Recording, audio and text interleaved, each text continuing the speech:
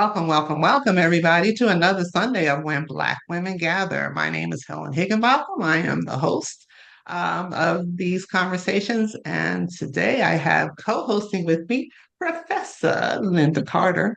You all know Linda, and our guest is Dr. Jonathan Lassiter, and we are excited to have him here with us today.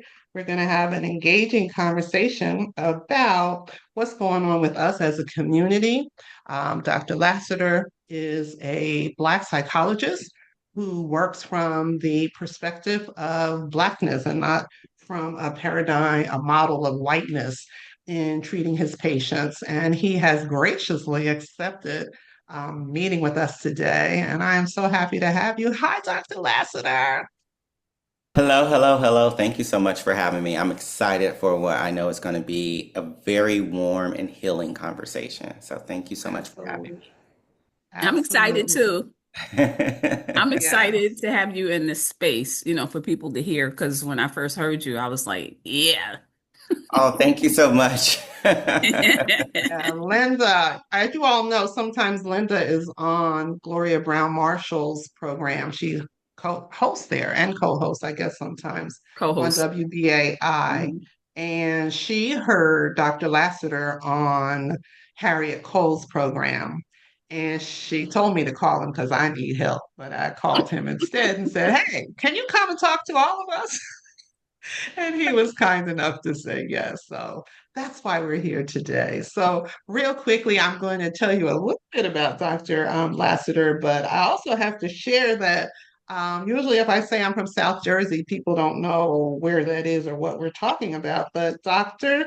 Lassiter, not only is he familiar with South Jersey, he taught at the same school that I went to and taught at in Glassboro, Rowan University. So it's a small world, right? But Dr. Lassiter, as I said, is a Black psychologist. He's a licensed clinical psychologist. He's an author. He's a speaker. I hope you all, put a link in the invitation for you to go online and purchase his book. Dr. Lassiter, I found a link which there was no shipping involved. So that was pretty Oh, good. So that's hopefully people will great. buy it. And he is displaying his book behind him, and it is called How I Know White People Are Crazy and Other Stories, Notes from a Frustrated Black Psychologist. And he's going to talk to us today about that. He's been we already talked about him being on NPR, but he's been on NBC, PBS, Sirius XM, which I was listening to. I hope you guys are listening to the Christmas music there. Forbes, and his practice, he is based in New York City. He does online and in person. So I told him to do nothing but shameless plugs today and drop his book in the chat and the whole bit. So, Dr. Lassiter, thank you for coming. And just tell us a little bit, first of all, tell us a little bit about yourself, where you're from, and all that good stuff. And then you got to tell us how you came up with the title for your book. Yes. So again, thank you so much for having me. I feel very, very honored. I don't take this for granted. So thank you so much. So yeah, for where I'm from. So I always think of myself, no matter what I do, where I go, quote unquote, what I achieve. I always think of myself as just a Southern Black boy, right? I'm from Georgia, Augusta, Georgia, born and raised. I went to college in Milledgeville, Georgia, which is even smaller than Augusta, Georgia. Uh, but I went to a four-year college, state university there. And yeah, I was born and raised in the Black Christian church with all that that entails. And I had a pretty sheltered childhood in the sense that it was school, church, and home for the most part for me when I was Mhm. growing up, which really gave me a lot of time to sort of reflect. I also was born with sickle cell anemia, and I still have sickle cell anemia. It's a lifelong chronic illness, and so how that influenced me is that I was not very physical, if that makes sense. Like my brother was outside and playing and doing sports and things like that, and I just was not really interested for a lot of reasons. And one of those reasons, though, was I got tired very easily, and my mom really wanted to shelter me, and so I gravitated towards books. And so I always consider myself a bookworm. And so I just started reading from a very early age. And yeah, that just really influenced how I thought of the world. I always thought of the world beyond sort of what was in front of me because I had books to show me a world beyond church, school, and home, as I was saying.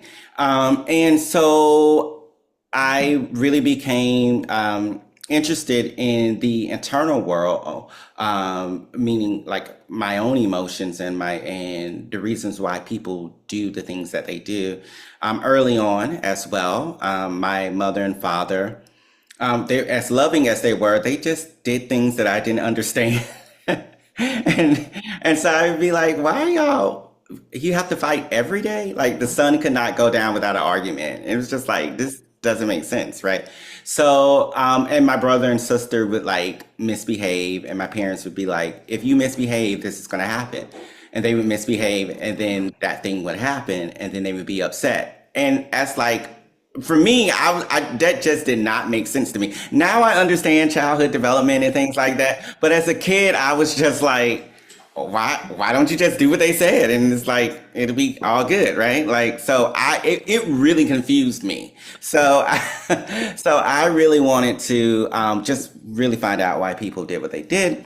And so eventually I learned that there's a whole field of study called psychology that helps you start to understand those things. So long story short, I started to pursue psychology, and as I started on that road, I started to realize just how much, or I should say, just how little Black people and our concerns, our history was included in that psychology education that I was receiving.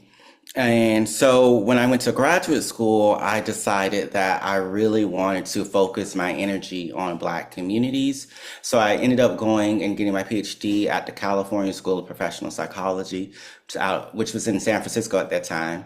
Now I think they moved to the East Bay, but it was in San Francisco at that time.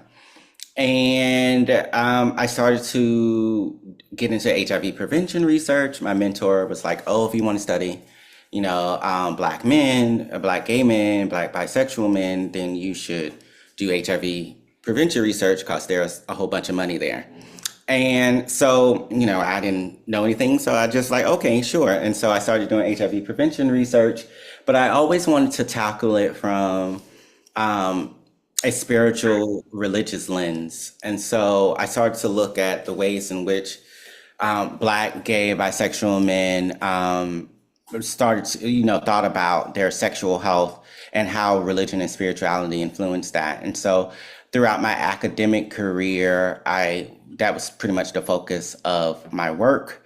And then I started to learn much more about Black gay male culture, if you will, outside of or I should say beyond the HIV realm, and came across actually Dr. Monago's work around critical cultural consciousness and same-gender loving and all of that stuff. And that really influenced a lot of my research that I did in the academy. And I still found, though, that even if within that world, the academy had sort of really narrowed that work again to mostly HIV research. And so then I started to look for like a more holistic understanding of Black health and mental health for Black communities. And then that's when I discovered African-centered psychology. I had a professor who was a former past president of the Association of Psychologists. And so I started attending that convention every year, and then just went down a rabbit hole and did a whole bunch of self-study because it was definitely not in the curriculum that I was exposed to in graduate school. And so I did a whole bunch of self-study, and I always used to tell my students, I said, I got two PhDs, like one in Eurocentric psychology and one in African-centered psychology. And that really just opened up the world for me. And so then I started to apply those African-centered principles and understanding of what it means to be human and mental health to the populations that I was working with. So Black people at large and Black same gender loving men in particular became the focus of my work. And so, yeah, so that was pretty much my path. Recently, I transitioned out of academia, which I could talk about a little bit why later on, into full-time private practice, and I'm really loving it. Yeah, and I'm practicing from a culturally informed way, which includes African-centered perspectives, bringing a lot of that into my work. So funny because when two things that came up while you were speaking just now. When I guess I read something about you and I saw the SGL, same gender loving, and I said, that's Cleo's work. And so I said, Cleo. So anyway, I didn't know that you all had not met. So I'm sure I'm going to drag Cleo into this conversation. You don't mind, do you, Cleo? You have to drag though. Okay.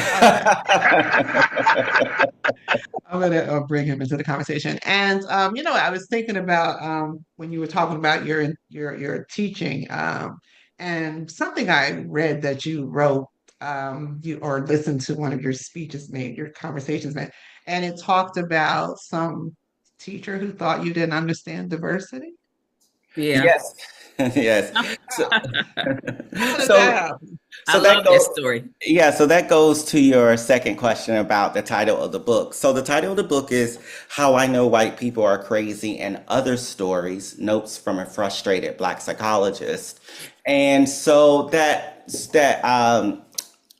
titular story, I guess I should say, is about my experience being on internship in Indianapolis and having to do this diversity project. So I don't want to assume that everyone knows the ins and outs of getting a PhD in clinical psychology. So I'll just break down like what that looks like really quickly.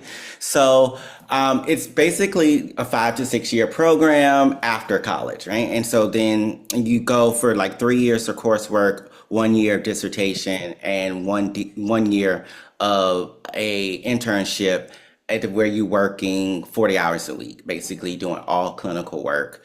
You may be doing some assessment. During that year, I did a lot of neuropsychological assessment, assessing people's for dementia and memory issues and things like that, and also learning how to do transplant evaluations. So I worked at the Indianapolis VA. And so people would come in and they would need like a liver transplant, or they would be a candidate for bariatric surgery. And so part of my training and my responsibilities was to evaluate people's mental readiness for those types of procedures.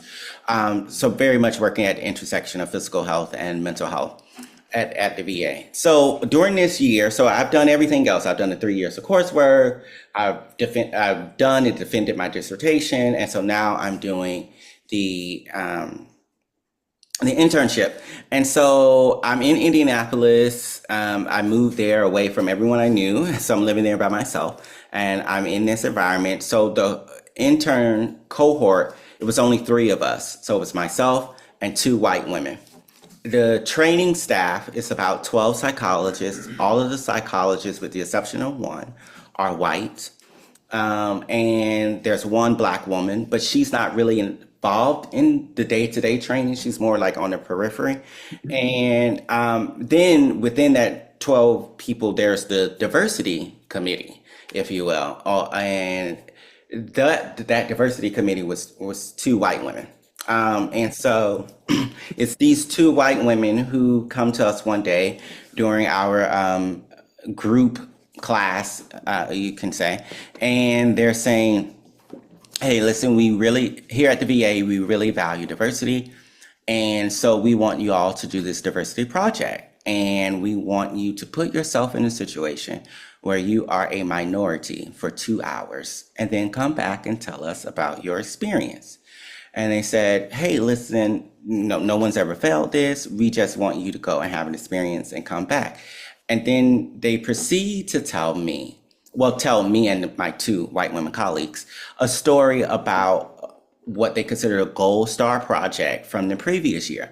And in the book, I named this student from the previous year, Caroline. I can't remember what her real name was, but in the book, I named her Caroline. And they say Caroline went to a Black church, and she went and she came back and she told us about how lively the music was, and how the Black women had big hats, and how everyone was just so friendly to her.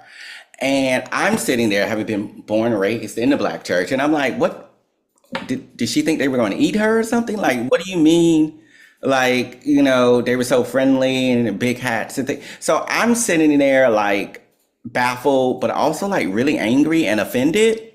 However, I'm the only, Black person, only melanated person in the space. I'm a student, so I'm very much aware that I have no power. And so I try to just like, what should I do? Is what I asked the two white women who are giving this assignment. And I said, what should I do? I was like, I'm Black, I'm gay, I have a chronic illness. I'm the first You one in don't my know nothing about being a minority or diversity, I'm sure. right. I'm always a minority. Like, I don't really know what you want me to do. And they were like, oh, well, think of a way in which you are a different type of minority. And again, I'm really, really confused. And I'm like, this makes no sense at all. But again, I'm a student and I have no power. And the only thing in my mind is like, I need to graduate. I've done all this work. I want to graduate so I can go and do these things that I've dreamed of doing for my communities, right? So I say, well, do you have any suggestions? Because I don't really know what to do. And they said, well, you told us recently that you don't like sports, right? And I was like, yeah, I'm not really a sports guy. I'm a bookworm. And they're like, well, how about you attend like a sporting event, and then you'll be a minority as a person who doesn't like sports in a sporting event. And I'm just like, okay, right? Like, again, makes no sense to me at all. But again, I'm like, I just need to graduate. So if this is what you want me to do, this is what I'll do. And so it was decided with them that I would go to a sports bar and watch a sports game. It's Indiana Pacers basketball team. It's a big thing in Indianapolis. And so I was going to go and I was going to watch this game. I was coming back and tell them. So long story short, I did that. And they tell me, they look me in my face and they say, well, it sounds like you got more of a bar experience than a sports experience, so we want you to do it again. So at that point, my brain explodes, and several things are happening at one time. One, I'm like really mad. Two, I'm like really scared because I'm like, oh my gosh, they're gonna fail me. I'm not gonna graduate. I've done all this work, etc. And three, I'm really sad because I'm like, like I feel very powerless. I feel very beaten up, right? In this moment.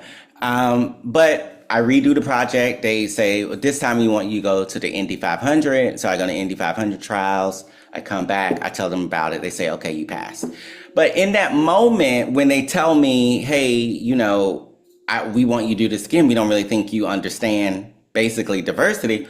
I say to myself, part of that mad piece, it's like, these white people are crazy. Like, what? Like, what are you talking about? Right? Like, I don't understand diversity. Like, this is my whole thing, right? This is my specialization in school. This is my specialization in clinical. Like, what are you talking about?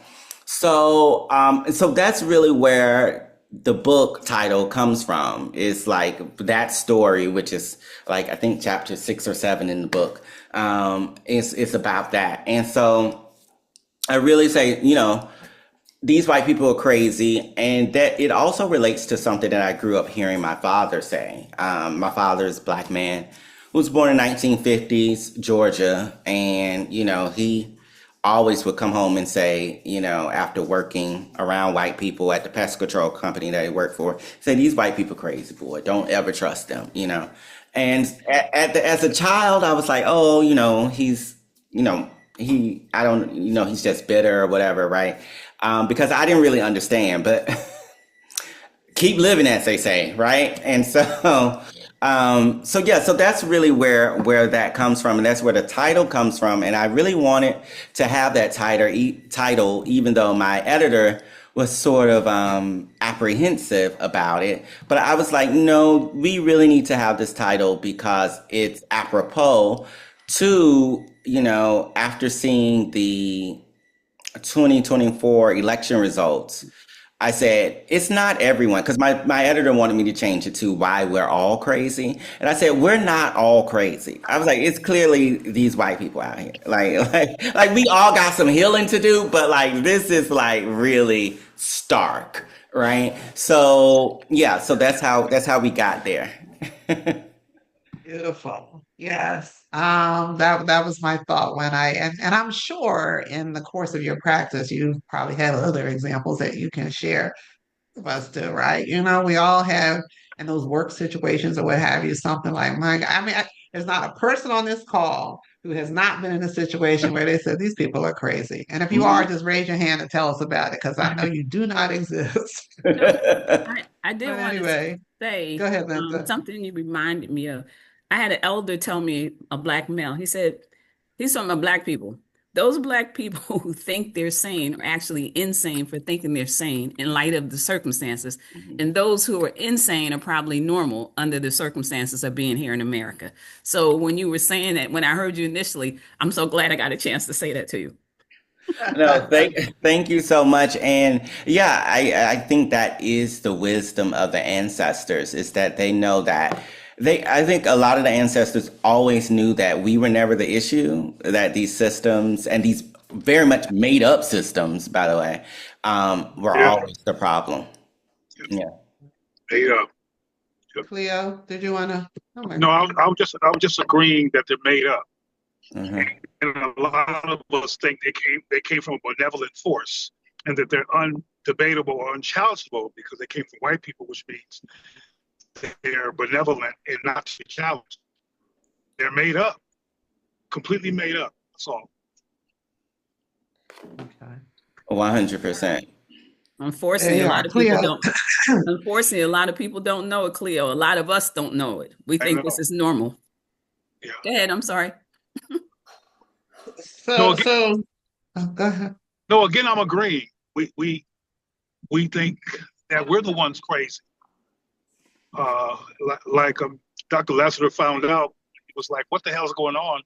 Probably early in that, he was like, "What's wrong with me?" And now he knows that it was not him. Yeah, exactly. And that's a lot of the work that I do in my private practice too. In my private practice, I specialize in working with quote unquote high achieving people from my minoritized background. And basically what that means is that people who are, like myself, like the first in their families to go to college, get these advanced degrees, and they find themselves, in these quote unquote, in these quote unquote good jobs, but they're Right. surrounded by people who don't look like them, and they have a lot of mental health problems, right? And so they experience a lot of isolation in those spaces. And they are often coming in working with me and saying, and they're asking me, am I being too sensitive? Am I overreacting? Am I just getting in my head too Internalize much? it. Right. We They're internalize internalizing it it. rather Exactly. than accepting that, it's not me. And that's one of the reasons I really wanted to have you in this space today, because I think that, these are crazy times that we're living in, black, white, whatever. These are crazy times. We're waking up every day to anxiety, uncertainty. You don't know what happened last night. What did so and so say in the news? It's just horrible. Hmm. So, how is that, from a clinical perspective, how is that impacting us? Who is the client that you're usually seeing? And what are some of the themes? Do you see trends in the people that you're seeing? Like, and let's be clear too, while we acknowledge that some people are struggling to deal with this, there are other people who probably aren't. they're like, so we don't want to say everybody's struggling because some of us, Miss Carter, uh, but not just women, but I mean, some people aren't. Some people are like, it is what it is. It's always been this way. I doubt that Cleo, I think he's cool with it. But there are a lot of people who are struggling with what's happening. So, what are you seeing in your practice and who are you seeing? Yes, so 100% what you said about there are people who are like, I've been, a minority in America. And so none of this is new. I never ever trusted the system. I'm just doing what I know to do to stay as sane as possible, as healthy as possible, right? So I definitely have that group of people. And for those people, we're just talking about the things that we've been talking about, right? Like relational issues with parents or siblings or spouses or other loved ones, anxiety, things like that, that aren't necessarily connected to the political sphere Mhm. and all that craziness going on right now. And I also have a lot of clients who, as I said, internalize a lot of the oppression. They sort of turn in on themselves and blame themselves for the oppressive experiences they have, the discriminatory experiences they have. And often my work in the sessions look like naming those systems for them, and allowing them again to take a step back and examine what here is your responsibility and what here is not your responsibility, right? And sort of alleviating some of the pressure in that way.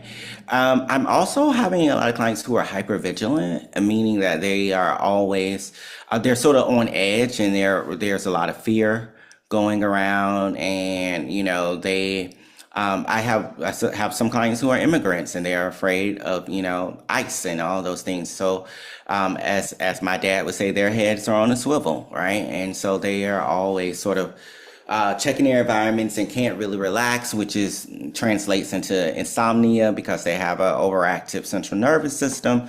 So I'm seeing that as well.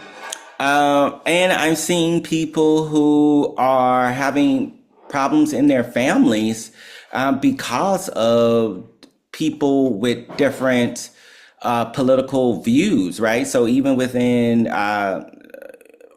racial ethnic communities, some folks are very conservative and some folks are very more progressive, if you will. And so I have most of my clients tend to be consider themselves progressive at least, right? And they're saying, oh my gosh, like my brother-in-law, my sister is going down this very conservative lane, and like they're voting this way, but they know it hurts me. They know it hurts my partner. They know it hurts my family.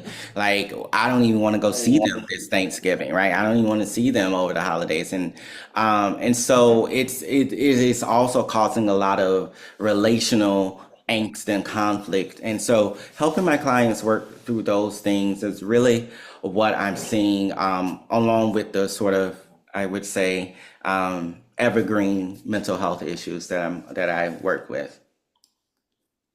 Yeah, that was a big thing. Because I want to let me share this picture that Linda wants us to look at, because one of the things that I want us to talk about is, are we our ancestors, right? Because we talk about the resilience of our ancestors, and we all say that, yeah, I know I can do this because, we got resilience. First of all of us are not strong. And us trying to wear that cape of, the strong Black woman or the strong Black man, I don't know what your opinion is, but I think at some point it harms us because we don't need to nobody, we're not superhuman. We're just regular people.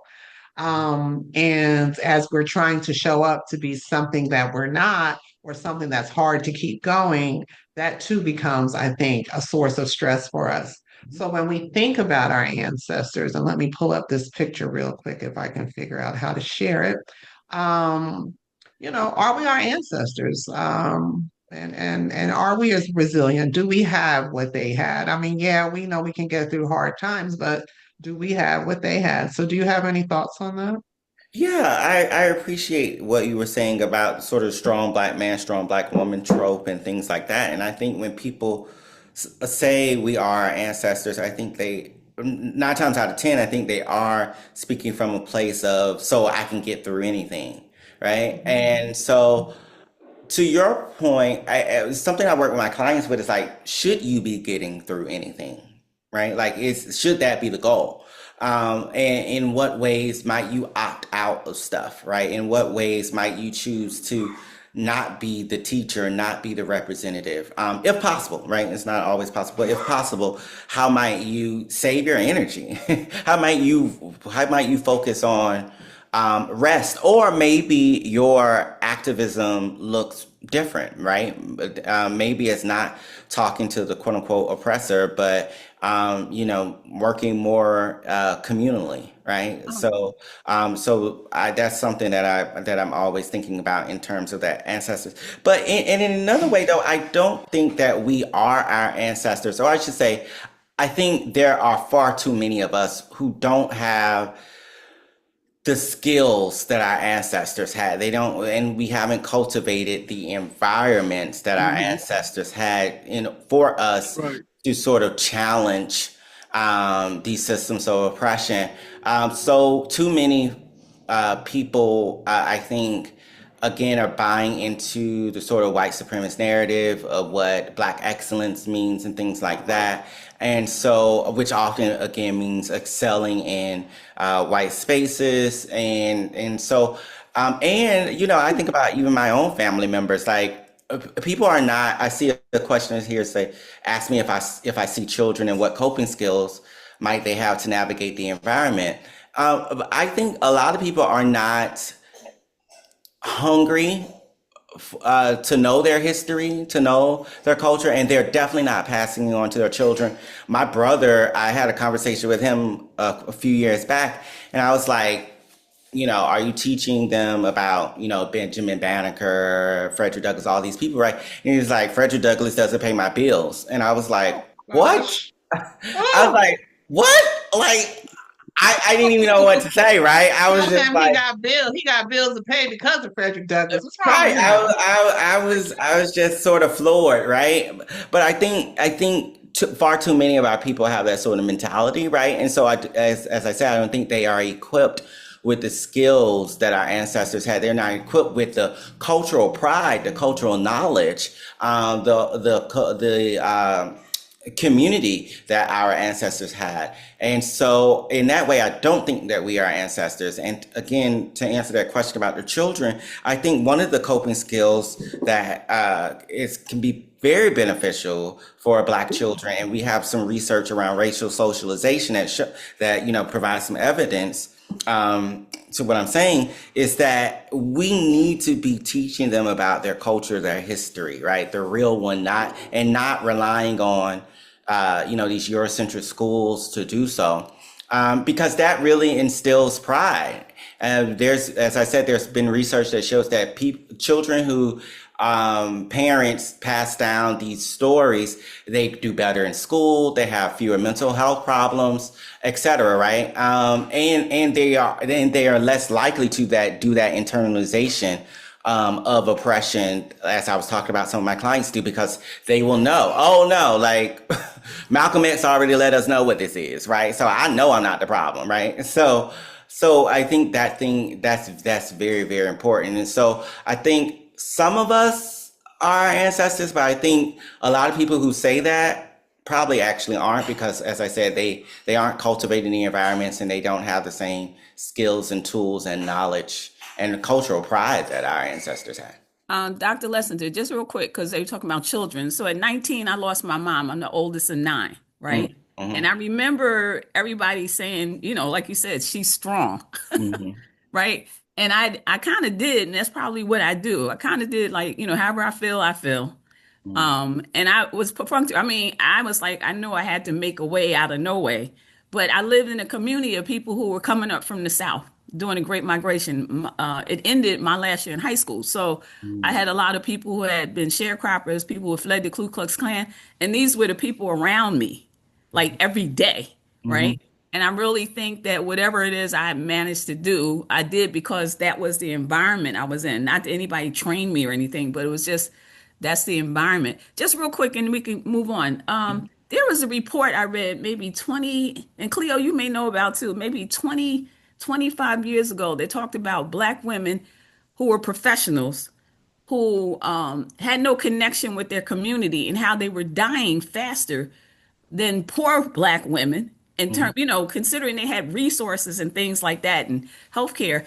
I can't, if you know anything about it, or later on, if you can find it, I just don't remember. But when you came, when I heard you, I've been trying to think about this report because, sometimes in the beginning after affirmative action, we would come back to the community to go to church, I guess for the spiritual, and then we stayed away. Mhm. I guess we started segregating ourselves from the poor people and the working people in our community. So anyway, if you find it or if you know anything about it, please Before we speak go to it. on, Linda, this was your photo, so Oh can yeah. you tell us Okay, let what me was the just say relevance? for everybody, the reason why I picked this is because as you notice, the third woman, Elizabeth Barkley, is 125 in this picture, which means she's about 9 years old in the 1700s, which means she's kind of aware of her environment, right? She lived through the 1700s, the 1800s, and this will begin in the 1900s. Also, be mindful of the fact she came to this convention, which means she's got to leave and go somewhere else. I don't know when she passed away, but the reason why I said this because when we talk about resilience in terms of our ancestors, this lady, I don't know her story, but she born in 1700, she Black. Chances are she been raped, she done lost her kids, right? Every day was stressful for her all day because she didn't know what was going to happen. And to be able to get to this point, mind you, the water quality was better, the air quality was better, the food, even though it wasn't the best food, still had nutrients in it. And then the other part is, it's my position that you can't be 125 at this time if you don't have some semblance of your African culture that you brought with you, Mhm. like the herbs and what to do with garlic and onions, how to make salves, your own things that people don't know now at all. So I wanted Helen to show this picture in light of what you're saying and what I've heard you say about how critical, and you just said how critical understanding our own history is. And without it, um, and we see the results of it right now. But go ahead.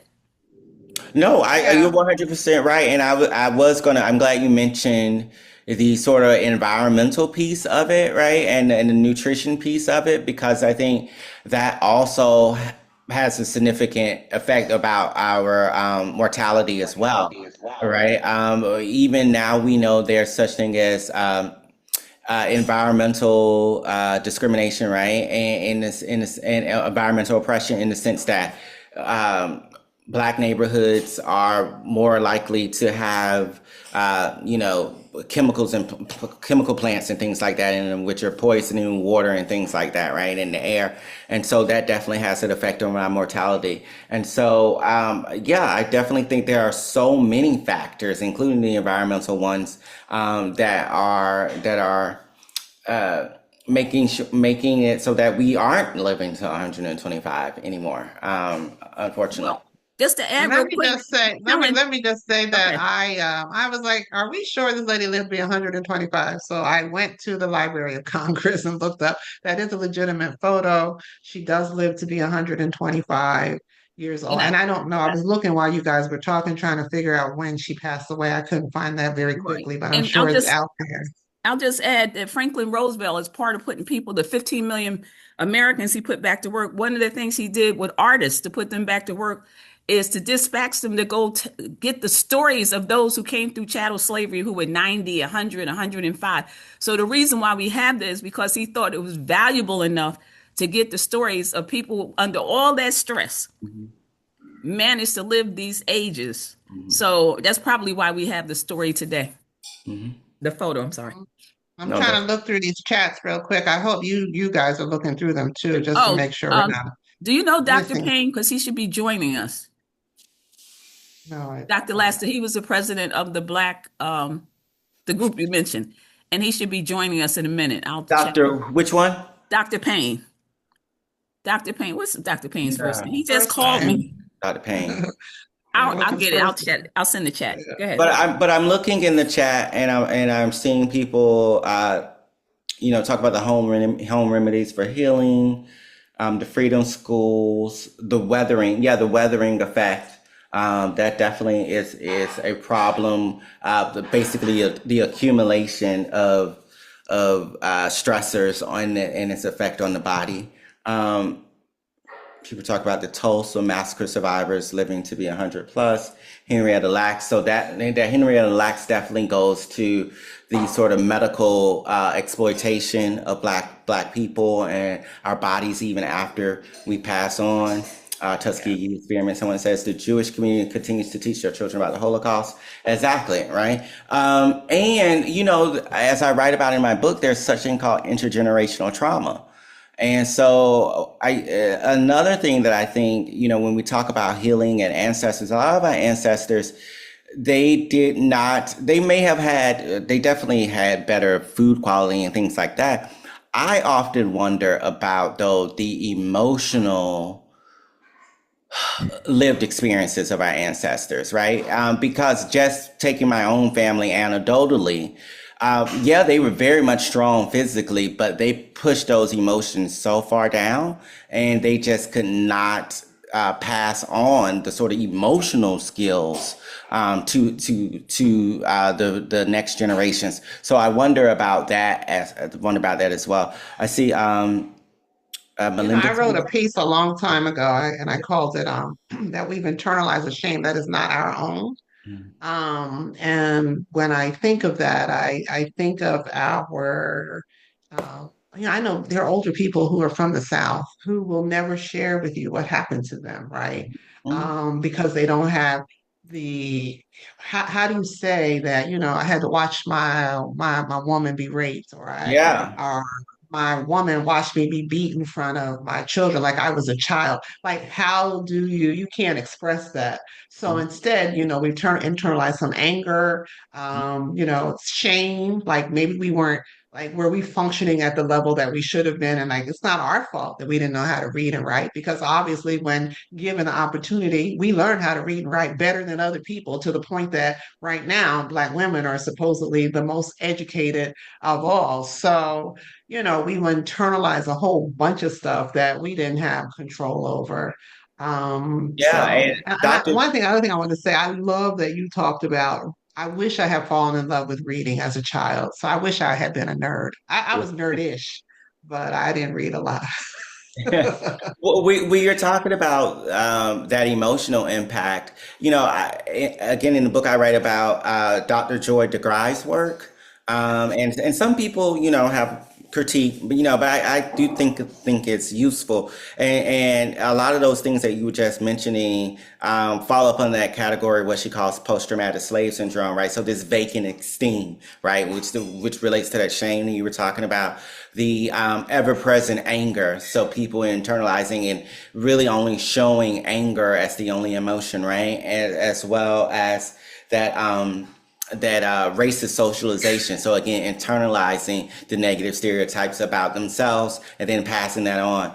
So we definitely have that. And then when we look at the Eurocentric definition of PTSD, we think about sort of the cognitive alterations and physiological disruption that trauma has, particularly when we think about people who experience trauma. Sometimes they can have a warped sense of the future and what we might call a foreshortened future, meaning that they don't really have a hope for the future. Sometimes they believe they're going to die early and young, and we definitely have seen that among generations of young people killing each other, right? They're like, Hmm. and we also know that people central nervous system gets dysregulated, so there's problems with that hypervigilance. Like my dad used to always, like when we go in the restaurants, he's like, I gotta sit with my back to the wall, and I never understood what that was, right? But now I'm like, oh, that's some trauma stuff, right?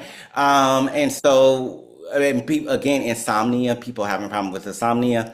Um, because their nervous system is just always activated, and so all of these things are happening, and oftentimes we don't have the language and we don't really know what's going on, and sometimes it's just, oh, that's just what it is, right? But in fact, these are real issues, and we need some help, right? Unfortunately, as I write about in the book, we don't have enough people from our communities with the skills to provide that help. I do see a hand. I want to make sure we get Melinda We in. do. We just yakking Okay. away. Hi, Miss Bird. How are you? All You're right. on screen. Tell us what you got. I'm on a little late, because I wasn't looking at the clock, but already I have so much that you have said that has struck a note with me. I wanted to, and you may have already mentioned this book, but it's worth getting. It's called Black Elders, Mm. Drop it down The just a little Meaning of bit. Age in American Slavery and Freedom, Frederick C. Knight, Knight, Black Elders. I wanted to say that I started out in the 80s as a psychologist working with children. And the more I worked with children, I'm originally from Newark, and I did a lot of work in the Trenton area and in Newark and East Orange and so forth and so on. And the more I worked with the children, the more I realized something that really made a difference in my practice. And that was that Black mothers, many of their mothers had no support. And Hmm. we're expecting them to do these things for their children. And so I backed up and started working with Black women. And so I think that that's an important thing, that there's so much in terms of where we've come from and what our calling is. I'm also a clergy, so forgive me if I talk about calling and so forth. No, calling is real. Yeah. But well, I think it is, and I think our calling as people who, I mean, I've always preached. We get up in the morning and we have various things, and it's not because we work so hard, because there are people out there working as hard as we are, and they don't have anything.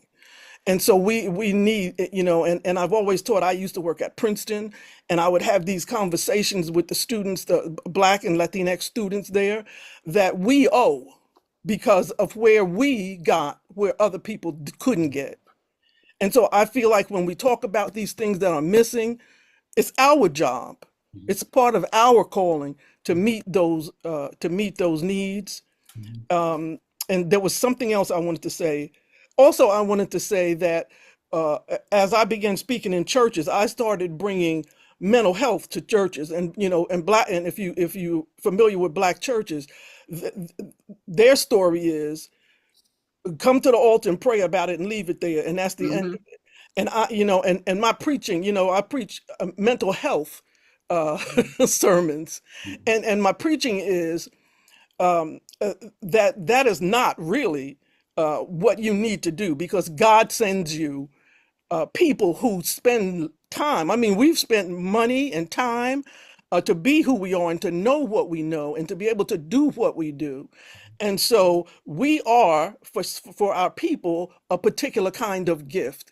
And so I would say to them, no, you go talk to a therapist about these things, someone who you can't, it's not just when you get a chance or whatever. You have a whole hour, 50 minutes of their time focused on you. And that's not something you're going to get, ordinarily. Because if you try to do that, your people start running from you because they're like, oh, she's so needy, and so I encourage them. And one Sunday, no, it wasn't a Sunday. We had this meeting where all of the ministers I'm in New Jersey. All of the ministers in New Jersey come together. And so I got all of these pamphlets and booklets from Mental Health Association for free. And I brought them and I put them out on the table. Everybody was selling things. You know how we vendors, and I vend too. I'm not too proud to beg. And I can go on and on. I mean, I've learned a lot. I'm 72 years old. I've learned a lot in the years that I have been working. I stayed an extra year in college because they were not teaching me about how to do what I need to do for the people that I needed to do. So I was majoring in psychology. I took an extra year so I could major in Black studies so I could do for my people what I needed to do, and they weren't teaching me. But anyway, I brought all of these things, and people would come up and they'd say, oh, what do you got? And I would say, oh, this is about what it means to be depressed and what it means to have generalized anxiety and so forth. And they would say, oh, and they would pass by. Nobody wanted anything. So I talked to the bishop and I said, if you could just give me 15 minutes here, I would appreciate it. And so he said, okay. And so when we reconvened, he called me up. I went to the front and I explained to them things that we all know. We understand what it is to have mental health problems, but we think, and particularly if you're a church person, you think that that says something about the quality of your faith. It doesn't. It doesn't say anything about that. Uh, but you do need to do what you need to do for yourself, because if I'm struggling with depression, it's going to be a factor in the lives of my children. Mhm. If I can't see myself as being worthwhile and being able to achieve, they're Right. not going to either. And they're going to go to schools where the teachers are going to not expect them to do that either. So, I'm saying all this part to say that once I talk to them about the meaning of it and how it's okay to go to the altar and then go do something also, I can tell you some scriptures that that follow up what I'm saying. I came out this is a true story. I came out to my table and everything was gone. Mm. Those ministers had gotten up and they had gone out, snuck out, and took that information. And hopefully, what they did was take it back to their church and give it out.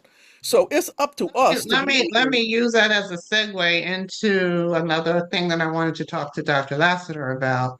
Um, Two things. One, the mistrust of the Black community um, in medical profession, Yes, and yes. what's the reasons behind that, specific to um, psychiatric treatment. And then the other thing, God, it went out of my, I'm getting old, y'all. So do that part, and I'll come back with the other part. No, that's good. Giving them to me one at a time is good for me. So you're good. No, so you talked about medical. Thank you for remembering. Yeah. So you talked about the medical mistrust, and so I think it was Dr. David Melbranch, I think, talked about the difference between mistrust and distrust, and I always think about I don't think it's mistrust. I think it's justifiable distrust of medical system. I think mistrust says like it's a mistake, or we shouldn't distrust. No, we should distrust the medical system, mental health systems, because they have a history of using quote unquote psychological science, and I put that in quotes intentionally, because that science is biased, right? And depending on whose hands it's in, right? But using psychological science to provide quote unquote evidence about Black intellectual inferiority, about the overdiagnosis, justification for the overdiagnosis of psychosis and schizophrenia in Black communities. We have the quote unquote father of psychiatry, Benjamin Rush, who was a known racist, right? And he is the quote unquote father of psychiatry. We have, even in the antebellum South, we had a quote unquote physician, and I put it again in quotes because I'm like, I can't find really a lot of evidence about his education. But he was going around saying that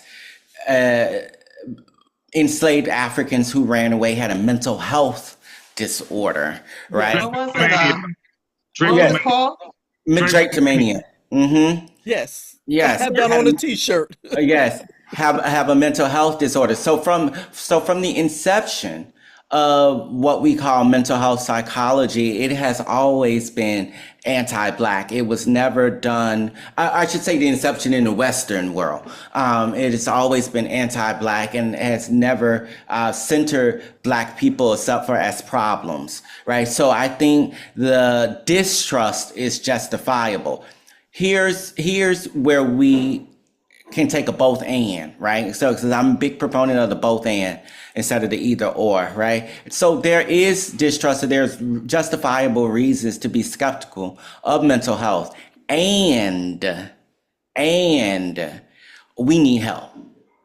And we need help. And so if we can find culturally informed providers, great. If we can't, there are also other modalities of taking care of our mental health, right? Again, something that a lot of the psychologists and associations, Black psychologists are fond of saying, I'm thinking in particular Dr. Cheryl Grills, says that the medicine is in our culture. The medicine is in our culture. And so again, if we can't find a culturally informed psychologist or a mental health provider that you feel comfortable with, if you can't afford it, listen, I'm in private practice, and it's a catch-22, right? And when it comes to that affordability piece, because one, it's a systems problem. We should all have universal health care. We shouldn't have to be paying for this stuff. We got more than enough resources, right? Again, that's an illusion that we don't have enough, right?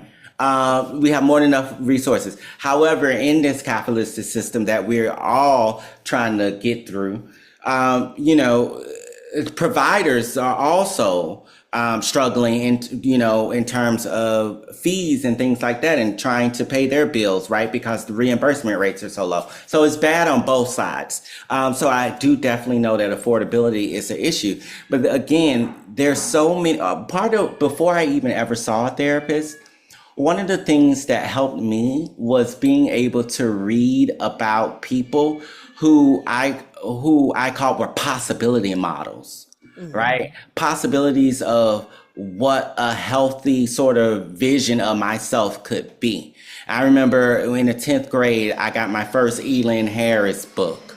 And I don't know if people know who Elin Harris I is, but do. but he was a Anybody writer. who was reading all black, yeah, anybody who was Right. reading in the 90s, they know who Elin Harris is. Yes, and so that really helped my self-esteem. It wasn't just fiction for me, but it was a way I could see myself, because he was writing about professional black, gay, and bisexual men. And up until that point, all I had was men on film.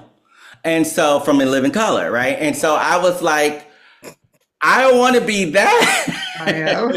Right? And no Right. teeth, no shame to people who are that, but that didn't feel right for me. But when I read Elin Harris about Raymond, Tyler and all of those characters, I was like, oh, that's someone I could be. And it helped me, right? It helped my self-esteem. So I'm saying all of this to say, we need to be doing all of the above. We need to be in our communities. And, there's such a thing called collective activism that has also been shown to improve mental health. And collective activism, we find that when we can focus on other people and pour into other people's life, it also has a positive effect on our mental health. So oftentimes when I have clients who are suffering from really entrenched depression, I say, go out and volunteer. Go out and volunteer, because Yes. when you Yeah. pour and you do good in other people's life, that also can help you as well, and lift your mood and get endorphins going and things like that. So there are many different ways we can be tackling our mental health, even though the medical distrust is there. I think that was a long-winded answer to your question, but I hope Oh, that Yeah. yeah, that's fine. Dr. Lassiter, Wait a minute. just The one. other part of the Okay. question before I forget, because I'm at that age.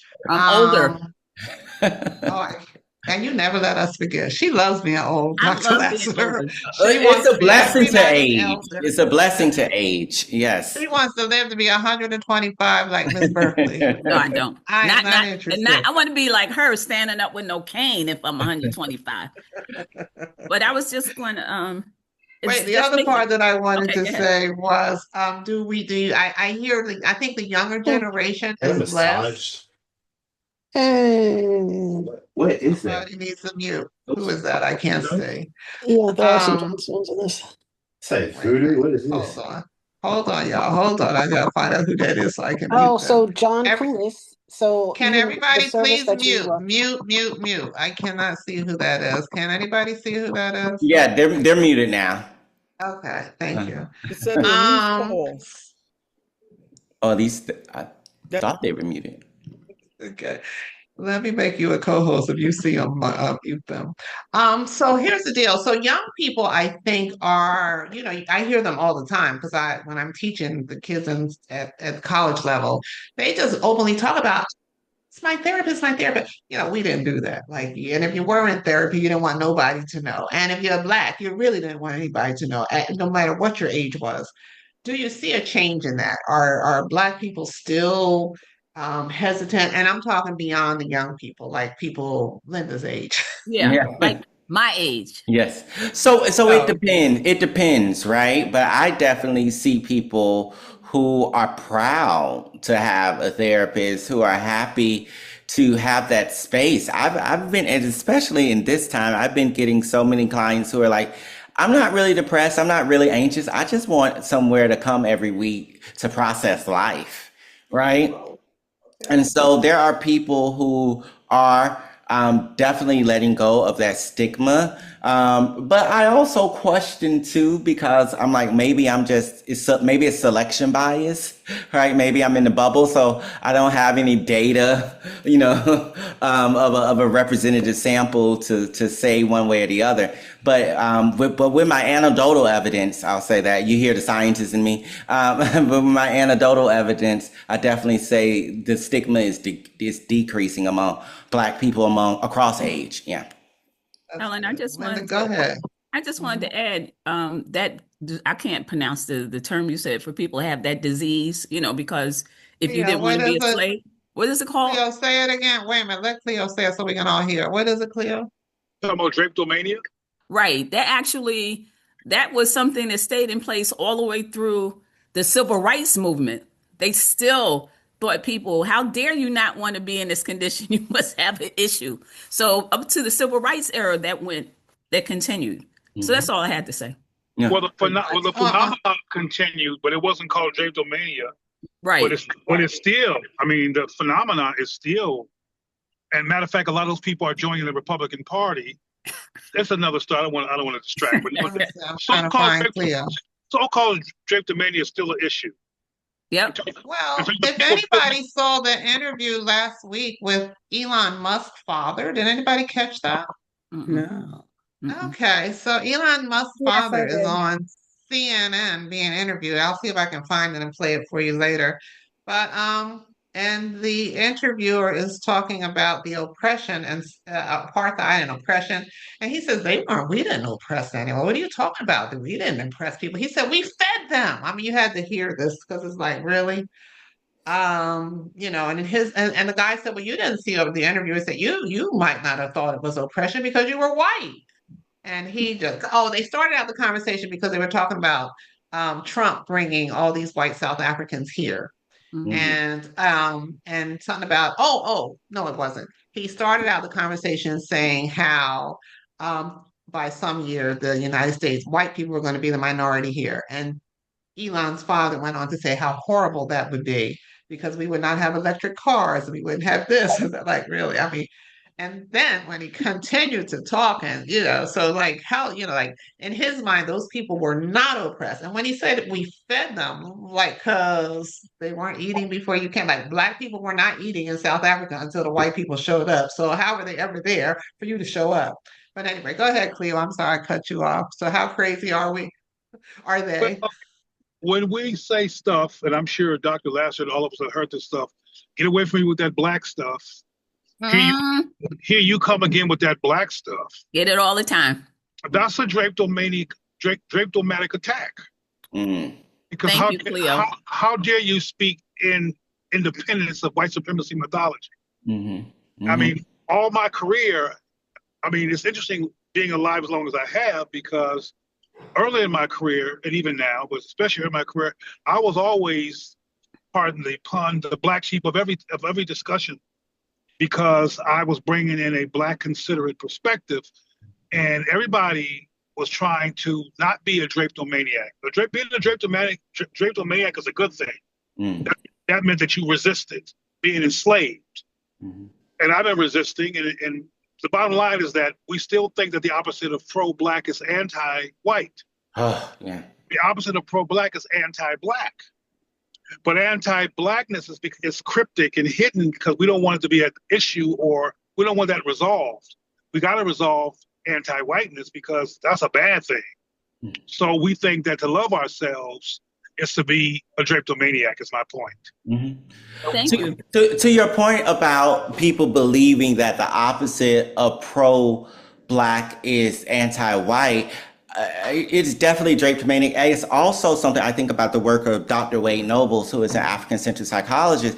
He Hmm. would say that is an evidence of conceptual incarceration, meaning that Yeah, you can't think outside of the lens of your oppressor's reasoning system, right? yeah, So the oppressor believes that to be pro-white is anti-black. Therefore, they automatically assume that to be pro-black has to be anti-white. But that is not true, as Dr. Monago just said, right? Like to be the opposite of the opposite of pro-blackness is anti-blackness. And I often think of that even when we go to African-centered psychology and we think about what it means to be a human, African-centered psychologist believes that what it means to be a human is to be a spirit having a physical experience, right? And they see African-centered psychology as the study of the illumination of that spirit.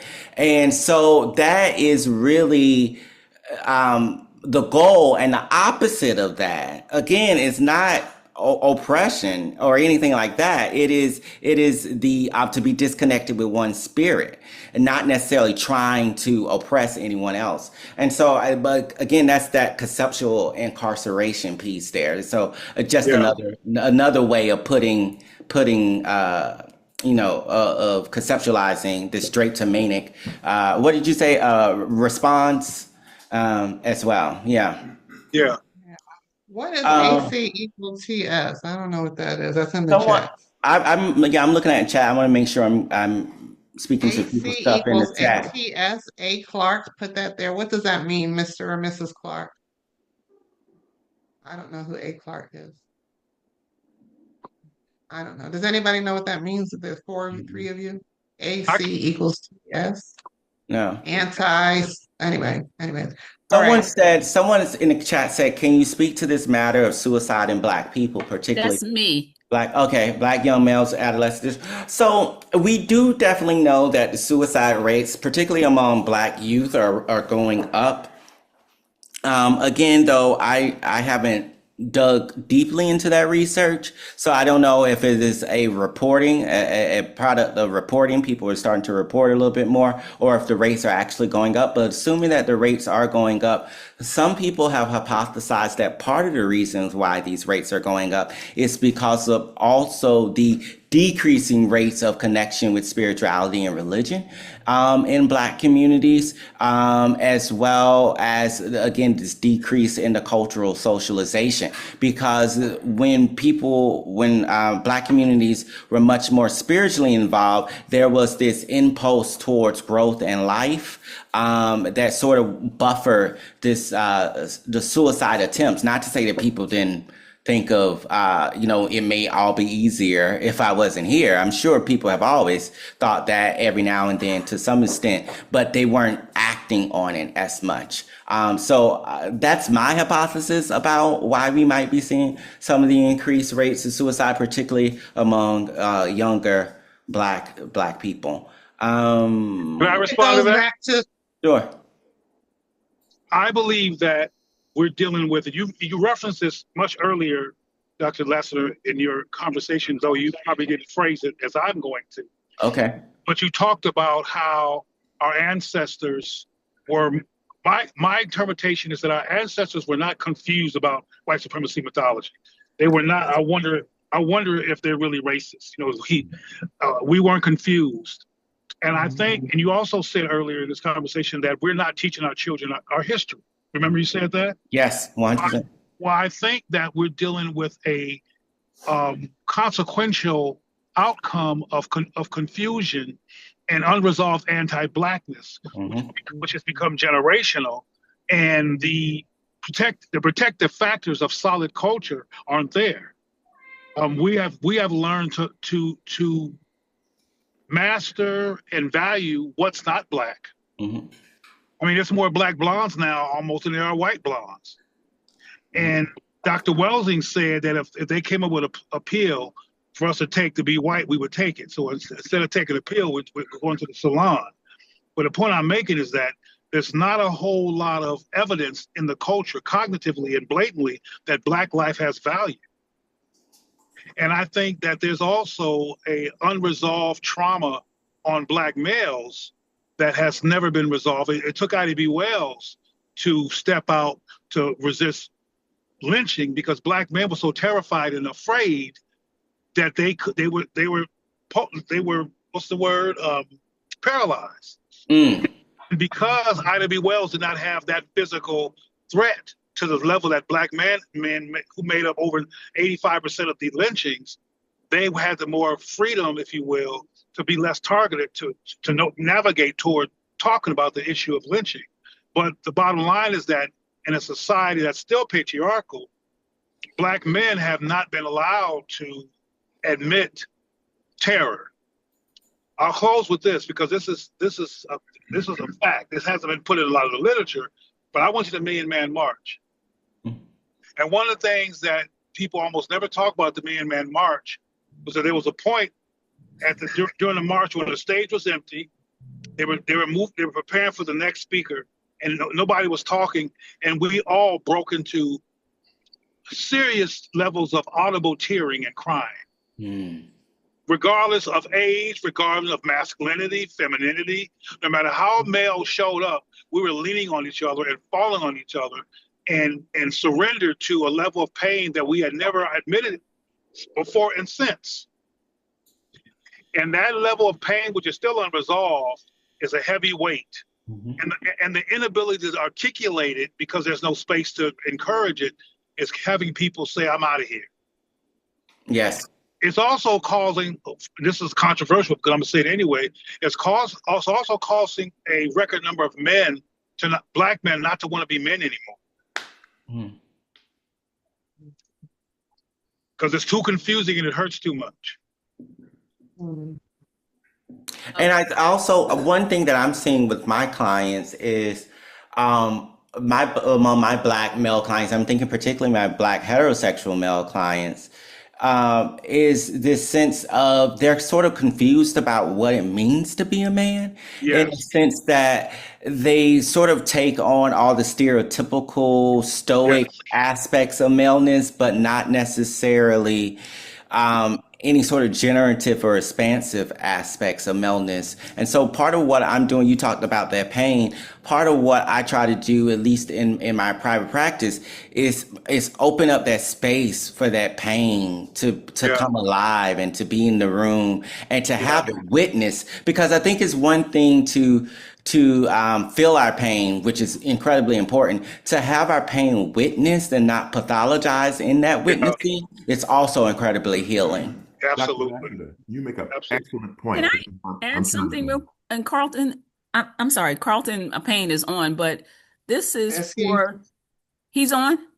Yes. I don't know. Okay, He's sitting there. I don't see him. Did he want to come on screen? I didn't know if he wanted to ask a question. Yeah, I just wanted to throw this out because I'm listening to the whole thing about, what you said, Dr. Lassiter, about black men and taking on these stereotypes. In other cultures, particularly in indigenous cultures, right? People who are, have same-sex tendencies. I'm sorry, my phone is acting crazy. I can't stop it. In other cultures, in this Eurocentric culture, we see some challenge and some problem with it. But in other cultures, particularly in indigenous cultures that I'm aware of, they play a significant role in society in terms of fostering and perpetuating harmony in the society. So the Eurocentric culture seems to have brought this confusion over. You mentioned the fact that men, they don't want to be men, but they don't understand that the culture that they're in is contributing to this. But when I see people in other cultures and, historically looking at them and how they treated it, it wasn't like, some strange thing that has to be, or all this drama that we have around sexuality was not the case in a lot of cultures. I don't know so much about the African cultures. Somehow I suspect in some African cultures, you didn't have all this confusion until Europeans came and confused everybody. Well, that's my understanding, right? And I want to say, right, I don't have a PhD in Africology or Egyptology or anything like that, but from my understanding, I'm thinking particularly about the work of Malidoma Some and Sambunfu Some, particularly the spirit of intimacy. Also thinking about the work of anthropologists, Dr. Roscoe and Will Murray. They talk about and provide some evidence towards what you're talking about, Linda, around the that they proposed that what was introduced to people on in the African continents was not homosexuality but homophobia. And again, though, I think I've seen in your work, Dr. Manago, before about. But what that looked like is much different from what we see in Eurocentric cultures, right? European cultures. Um, so what we might call queer or whatever, sexually expansive in the Western world was something different on the African continent and African societies. And again, I'm thinking about Sombuntu Some's work in her book, The Spirit of Intimacy. She was talking about the Dagara tribe, and she said that these people were gatekeepers, right? Who we might call LGBTQ plus now, but they were gatekeepers between the spiritual and the material world, and therefore, again, they had this sort of esteemed place in their societies in this pre-colonial African culture. So I definitely, my understanding is more aligned with what you were offering, Linda. But again, as I say, I'm not an Africologist. I haven't actually had the opportunity to go and live among different tribes to know for sure with my own size. But based on my reading others' work, that's my understanding. Yeah. Well, the bottom line is, real simply, that's a whole other conversation, Mhm. is that our perspective of masculinity and femininity in hard decisions, one way or the other, came out of the Victorian era. Mm-hmm. And it came British religious and European religious constructs, the same place where the chastity belt came from, all these controls over sexuality came from. And we can't even think anymore as people of African descent with the kind of nuance and fluidity that we once thought about in terms of how we show up in the world as human beings that have a great capacity to love and be in a spectrum way, if you will. Mhm. So our whole point of view is more King James, than it is Queen Nzinga. 100%, 100%. I know Dr. Payne was trying to get in here. Yeah. I sent him a message. I didn't know Dr. Payne, he turned off his camera. I didn't know if he wanted to Yeah. come on He screen or said not. he called me to say he wants to come on. There he is. Can you I hear me? see him. Hi, Dr. Yeah. Payne. Hey. So tell us who you are, Dr. Payne. Hi, I'm Dr. Carlton Payne, and I am the former chief psychologist of the Philadelphia prison system. I'm the first African American psychologist in the history of the Philadelphia prison, and the first African American chief psychologist in the history of Philadelphia prison system. So, what prompted me to chime in was your talk about suicide among African Americans and how it's rising. I don't know if you're familiar with the NMA, National Medical Association, but it was formed in the 1800s because the American Medical Association, AMA, would not allow black physicians to join. They said you need to get your own organization, and so we did. We did.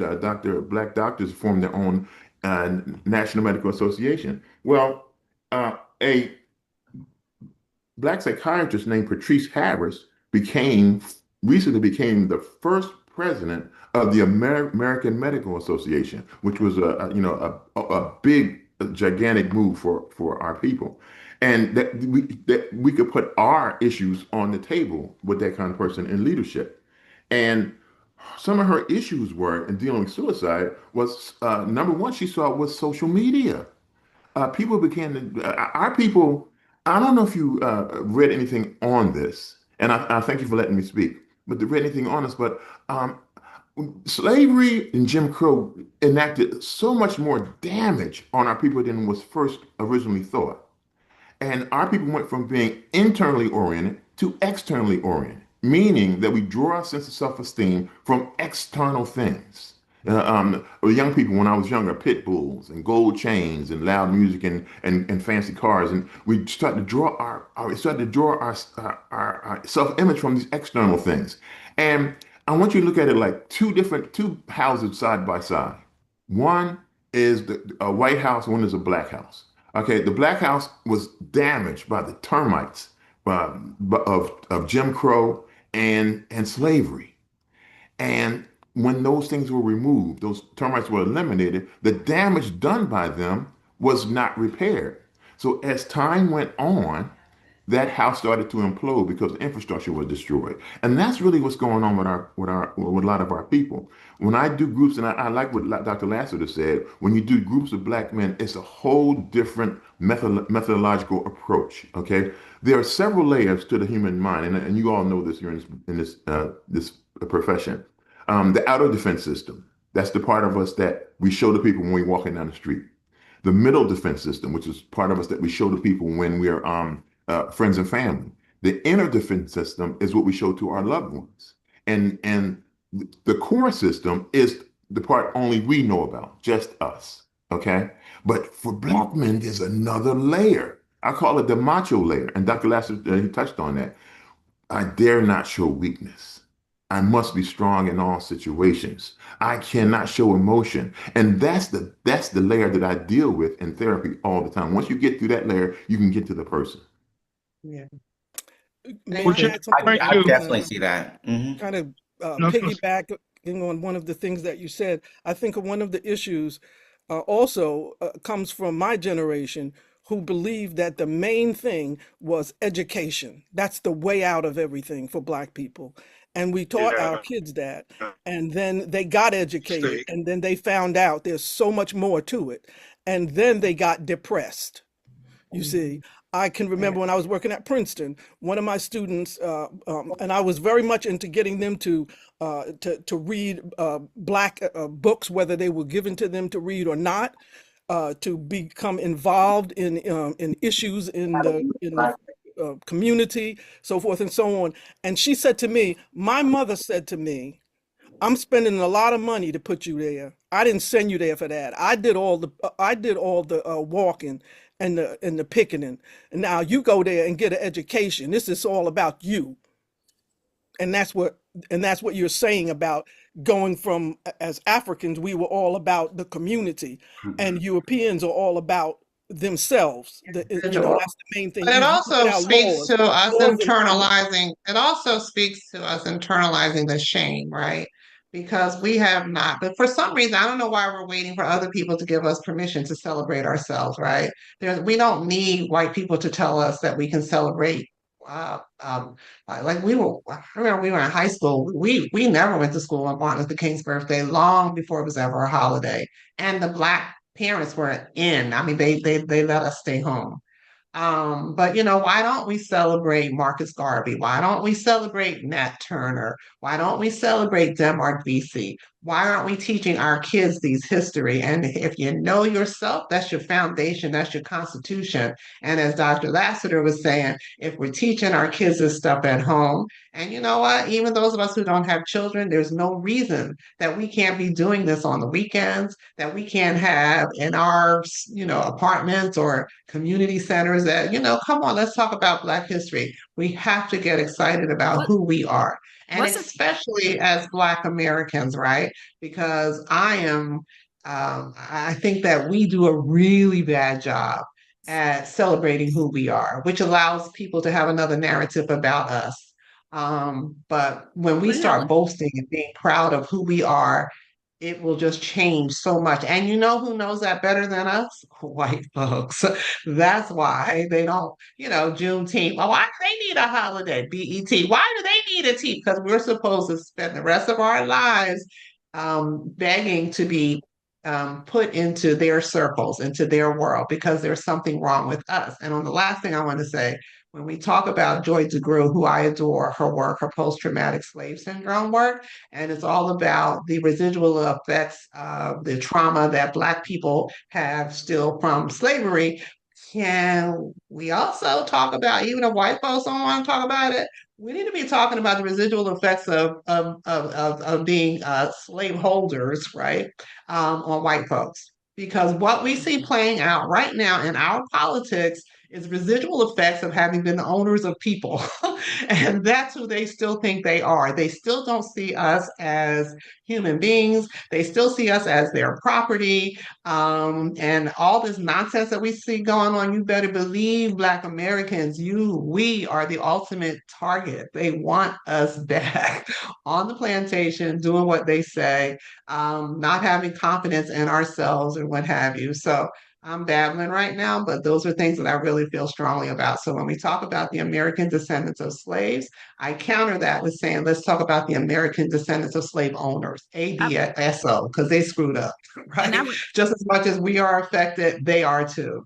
I would just add that, this is something that the Nation of Islam, you that oh man, the Nation of Islam was trying to I don't know what happened to my phone. My, I disappeared. I shouldn't have We hear you. disappeared. We hear you and we see you. We hear Oh, you okay, and we see good. Anyway, I was just saying the Nation of Islam, Elijah Muhammad, however you feel about the Nation of Islam, that was something that was fundamental that we need to know self before we start dealing with them, right? We keep our kids up until our children to a certain age. When they get to know us, then we can go and, go into their cultures or do whatever we need in terms of navigating the circumstances with them. But ultimately, it's about our children should know who they are before they go out into the world. And that's you. was sort of like at the heart of the Nation of Islam.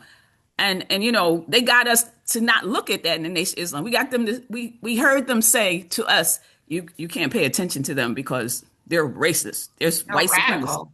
They're radical. I'm sorry. Yeah, they're radical. So there have been people in our community. Other thing, going back to, I think it was Militant. We're always yeah, but the militant. If other you thing believe in is your our children are being when we send them to these schools, and I know everybody's really proud that they went to Princeton, wherever.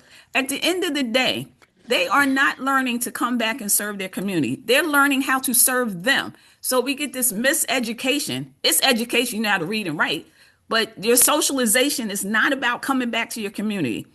It is about serving them. And I remember I got that why are you still in Newark? Why are you staying in Newark? And I'm like, that's the whole reason why I went to college, to come back and serve the people who look like me. So I was 100%. thinking, Helen, to your point, the issue of time comes up and also the issue of knowledge. And with people working multiple jobs, when will they have time to teach their children our history? Also, do they have that knowledge? And where would they have learned it? So I'm not talking about the people who affiliate, or let me say, I'm not talking about ourselves who affiliate with Black national groups or are part of the culture and have learned things along the way and went to Black schools or whatever. I'm talking about the people who didn't get that. Like they didn't get that in elementary school or junior high, I high see school. Dr. Lassiter is dying to jump in. Go ahead, Dr. Lassiter. No, I was going to say, I think this is too what Helen was saying is that when the parents don't have it, that's when it comes to our responsibility. Again, I think one of the things that ails us is that we are far less communal as we used to be. But we used to consider everyone's child as our child. And now for some reasons that are legitimate, some that are, culturally misoriented, we don't think that way anymore. But I definitely think that for the parents who are working, the first, second, and third shift, that we need to build up these spaces within our communities. I personally have been trying to do that via online community. I used to host something called the African Center Psychology Reading Group, and we're going to start back doing it in the new year. But it was a space where people could come and read a particular article or a book chapter or whatever, and then just come and discuss it, right? But we can do that for people at different levels. We can do that for adults, teenagers, children, and so I think that's one way that we can start to do that work of educating and re-educating our communities, that we have to see it as a responsibility of each of us and not solely the biological parent. Can I piggyback on Dr. Lassiter's point? I was recently called to what's called the Texas Summit. It was in Austin, Texas, and the legislature there were building jail cells based on the attendance and the grades of children in third grade, 8 years, Third grade. Mm-hmm. and One second. they were making projections about what the prison population was going to be based on those two things. Now, and maybe that prompted me to do a little bit of research. I don't know if you're all familiar with Dr. Juwanza Kajufu, but Of Absolutely. course. he coined a Yes. term called the third grade failure syndrome, in which from kindergarten until just about the end of second grade, Black and children are at the top Mm-hmm. people in the country. And it ends just about third grade. And how old is a child in third grade? 8 years old. I said, oh, here we go again. So then I looked at some other things about the 8-year old. There was a projection given to me in 1995 about building a new prison in Philadelphia, and it said it would hold 18. It was projected to be finished in 10 years, and it said the population would be between 18 and 24. How old would the 18-year-old have been 10 years ago? I said, why is it always 8 years old? And I started doing research on it. 8 years old is the age where young people start to get a sense of themselves, who they are. Before that age, if you asked them who would you vote for, they would just say who their parents vote for. But if you asked them at 8 years old, they would say, well, my teacher says I'll vote for this, or I think that's this person. Their mindset starts to change. So if they can use that information against us, we can use it for us. And the interventions should be at that age. Some of the most powerful interventions should be at 8 years old. That's when the mind starts to develop, and that's when they'll start seeing themselves. And that's where a lot of these African centered information should be put in. You're being very kind because you're saying they look at people, they're looking at Black boys to Exactly. determine how many jail cells to build. I didn't want to cut you off, Zawadi, before I bring Barbara on, and we got to let Dr. Lassiter go because I don't want to abuse him.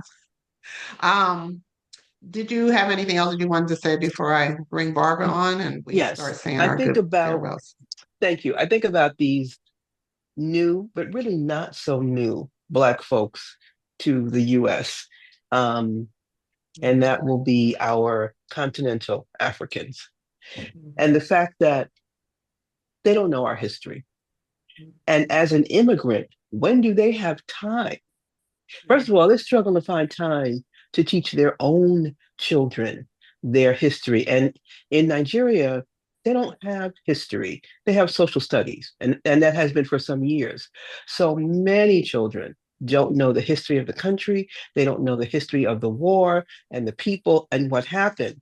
So you come here, and it's like you just believe what your parents told you. They And don't know the history of chattel slavery. yeah, they don't have That's a that problem foundation. because then they Yeah. show up on these shores, standing in our shoes, being used as scapegoats for our Hmm. experience when they don't understand, appreciate, haven't been taught about our experience, and it's detrimental, Hmm. particularly in spaces like social work, spaces like psychiatry. Right. They don't understand, and there's no incentive for them to understand because they want the ultimate approval of and jobs from, opportunities Hmm. from people that don't look like us. So, and that's a conversation that we as Black people need to really be having There's because one more I thing, will. I Queen. can't will say go to this. Africa and step into their shoes, and Mhm. people cannot come here from other places and step in It- our shoes and represent So us. But go There's I'd ahead. one like more. to say this. Excuse me 1 second, Go Linda. ahead. There are spaces where Africans are talking about the contributions that they've learned of African Americans when they came to the country. But also, when you look at, somebody mentioned it early in terms of having to push through educationally, they were only brought here for the education and the benefits. So it doesn't matter if somebody is oppressing you daily, you push through. And I read one reader and she said, yes, the next generation will all be in therapy because we just did what our parents told us. And there's a podcast called 154. One of the gentlemen's name is Godfrey, the two Nigerian men, either born in Nigeria, but raised in America. And they're both, I think one is an athlete, one is a comedian, and so on and so forth. One of them actually knows the history and what Black Americans I bring love to the Godfrey. table. Godfrey's a And what, comedian. yeah, yeah. Mhm. And he often has to check his partner who doesn't know Jack. So I'll just He want wrote, to the explain that. Yeah, partner let wrote me a book. The partner wrote a book, and he needs to be just take his card. yeah, just Yeah. just to add to that, because it's something called the African Weekly, but what I came to realize, the BBC is not the only one. And I'm into media literacy.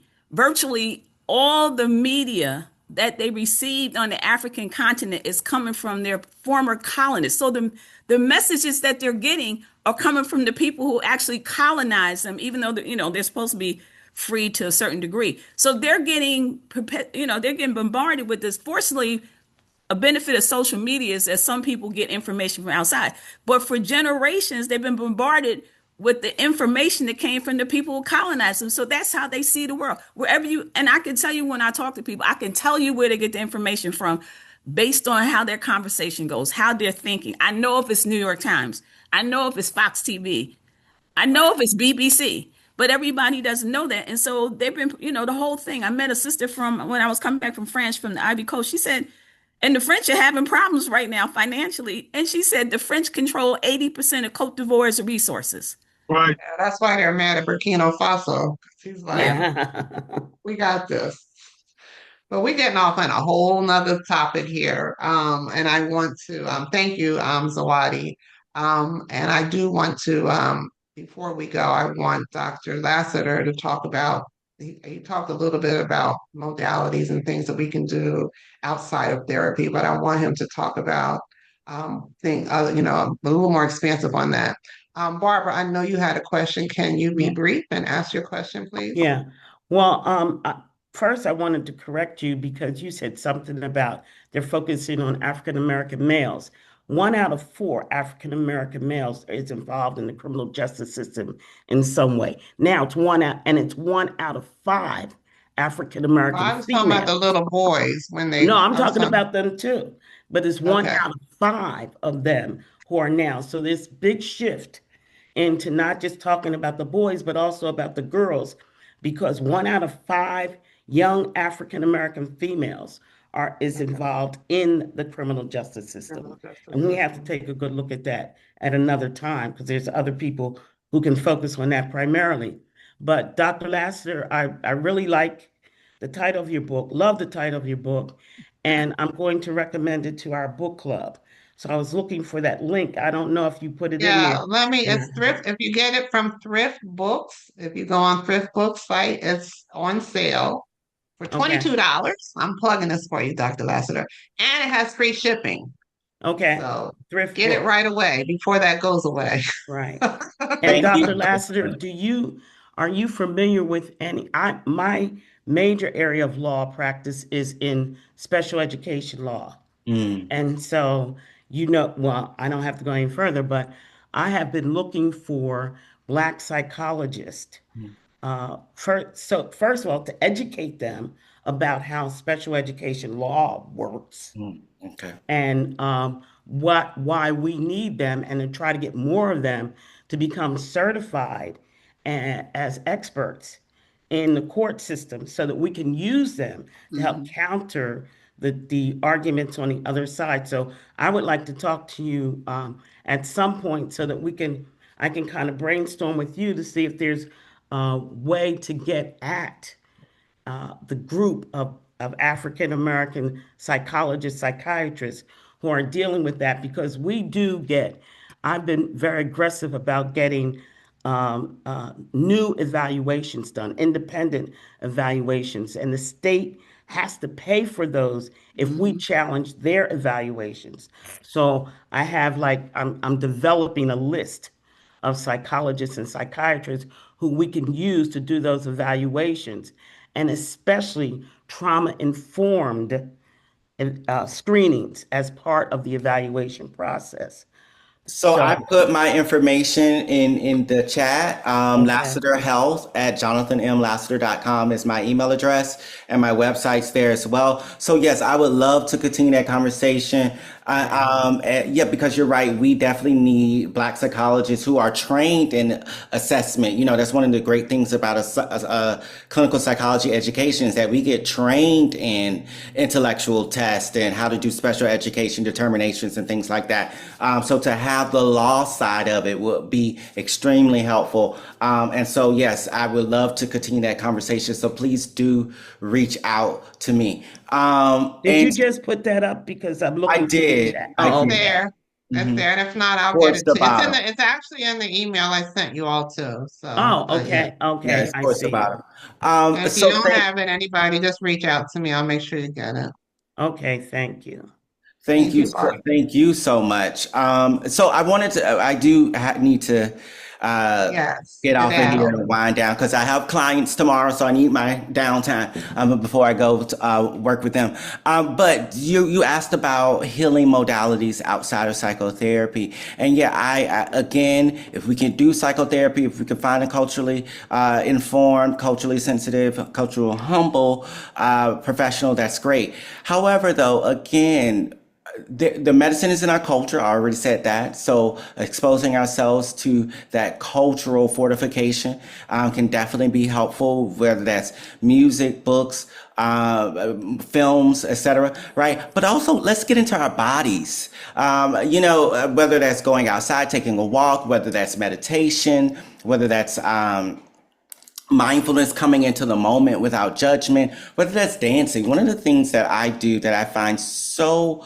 helpful is I'm dancing when I'm cooking, right? I put on me some gospel house music and I just go, and I'm over there making my grits and dancing, right? And because what that does is it brings joy. So maybe dancing isn't it for you, but think about the ways to cultivate joy, right? That can definitely fortify our mental well-being. And again, community, even if it's just a community of one, who can you go to if it's not a therapist again? Who can you go to and share your emotions, and again reciprocate, because that's the great thing about community, that it's reciprocal. It's not a transactional thing, but it's a reciprocal thing. One thing that I often ask my clients is, who's pouring into you and who are you pouring into? Right. And, as I said, I grew up in the Christian church. So one thing that I find useful from that is when they talk about sowing seed into rocky ground. So whoever you're pouring into, make sure it's not rocky ground. Right. And what I mean by that is that we don't want to be pouring into people that's going to use that against us or try to minimize what we're thinking and feeling. Right. And so those are some ways that I would say outside of mental health. And also, we have herbs, we have people who understand the roots, if you will, and how that can help us as well. So don't be afraid of that. I mean, one of the things we talked about in the miseducation a little bit is that we've been taught to fear the natural resources in our culture. So I remember growing up, my mother was afraid of hoodoo and voodoo, but the older I got, I was like, oh no, this actually makes more sense for us than Christianity does, right? And Amen. so, if you connect with the root workers, I have a friend who identifies as a bruja.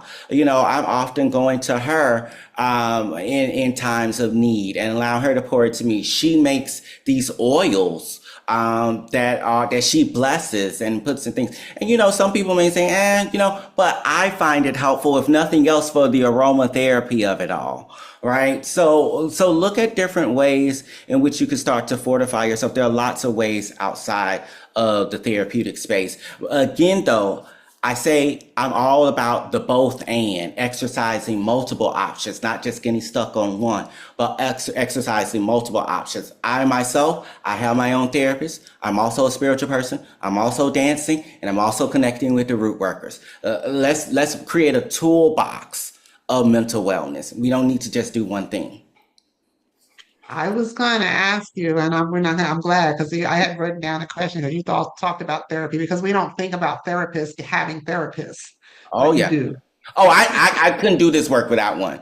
I need one, and I've been lucky enough to find another black male psychologist. So and so not only is it therapeutic in the sense of the skills set, but also again therapeutic to have another black man who has walked a little further down the path that I'm on. And I think we can all use that. I mean, I think no matter what the age, I think that's why mentors and ancestors being able to sit at the feet of a knowledgeable and a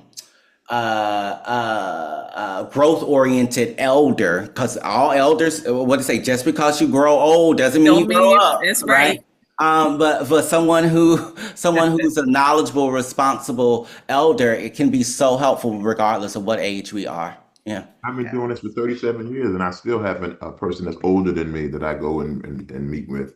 You know, he's in his 80s, but he's been doing this for a long period of time. He's one of the few black male psychologists in that age group, an octogenarian. But he's you're exactly right. You need that mentor because he's been where you're going. You notice only in this country only 3% of the psychologists are black males.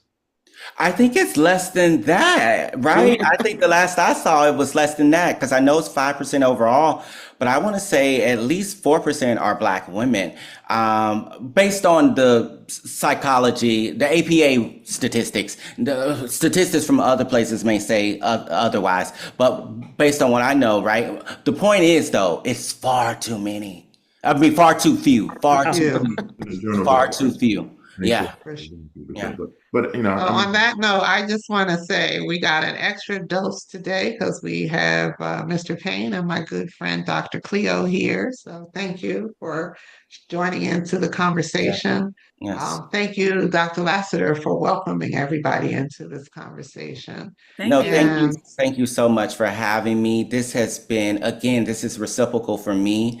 As much as I share, I have learned, and I am taking tools from the wealth of wisdom here. And yeah, I'm just very blessed to be welcome into this space and to be a witness in this space. So thank you all so much. Yeah, Thank thank you. you. I I, Thank you so salute. I much. So thank you. You will welcome. come again. Yeah, What'd Jonathan, you say? Um, is your Helen, bruja in Helen, Bushwick by any chance? I'm sorry, I'm here. Who's Oh, that? this is Zawadi. Your bruja. Is she in Brooklyn, in Oh, Bushwick? no, she's in Georgia. She's an old college friend. She's in Atlanta, Georgia. Okay. Yes. Mhm. Helen, before we go, I would just like to acknowledge, I call her Maisha, Dr. Contreras, Melinda Contreras. She has spoken all over the world and in African countries, and I'm so glad she joined us today. And her And book, I forgot, I should have acknowledged her. You're absolutely right. She did contribute. Thank you, yes, and her Doctor. book is it's a theology of holy black rage. It deals with the importance of understanding our right to our anger, rage, and that is not only good but holy. So I am so happy because I sent her this at pretty much the last moment. As you know, I'm still Okay. recuperating in bed, but I'm so glad she could join us today because she Bring has her on literally. screen and give her a proper thank you. I'm so sorry. I thank Dr. Cleo and Dr. Payne, Mr. Payne, Dr. Payne. So, and This yes, was you my did give us, blessing and for I saw where today, you Tim. dropped your book in the chat. So please, if you're not familiar with her work, make sure you pick it up, and perhaps we can have you back as a featured guest soon, Dr. Right. Berg. We As would a love to have follow-up. you. Yeah. Dr. Yeah. Lassiter, thank you. Thank you so much, everyone. Be Take well. care. Have a great Be well. evening. Thank you. You too, Happy Dr. Thank Last. Thank Thanksgiving, you. Good night. everyone. Be Thank well. Good you. Thank night, you. Dr. Lassiter. Thank you. All right, folks. On that note, I just want to thank everybody for coming. I'm going to take us off of the highlights. And I put in the chat several times. I do this and I love doing it, but it is a labor of love. Some of you are here all the time, some of you are here periodically, but I would appreciate any donation that you want to give. And thank you for showing up here. I hope that you'll continue to show up. We're going into what is now the 6th year of doing this, which is amazing to me. And some of you have been here from the beginning. We started doing this right during the pandemic, and I will continue to do it. So if you're here and you want to be a future guest, or you have an idea, or you want to host, I mean, just let me know. I don't have to do it all. Trust and believe. So on that note, I will just say, see, did you add? I wanted you to make an announcement about your relief, your Jamaican relief. Are you still here? I don't see her on the screen. Yeah, Helen, I am. Okay. If you're reaching out to me, yes, we started right after the hurricane, reaching out to find how we can pull together resources and assist in some of the areas where the severity of the hurricane has left in its wake significant devastation.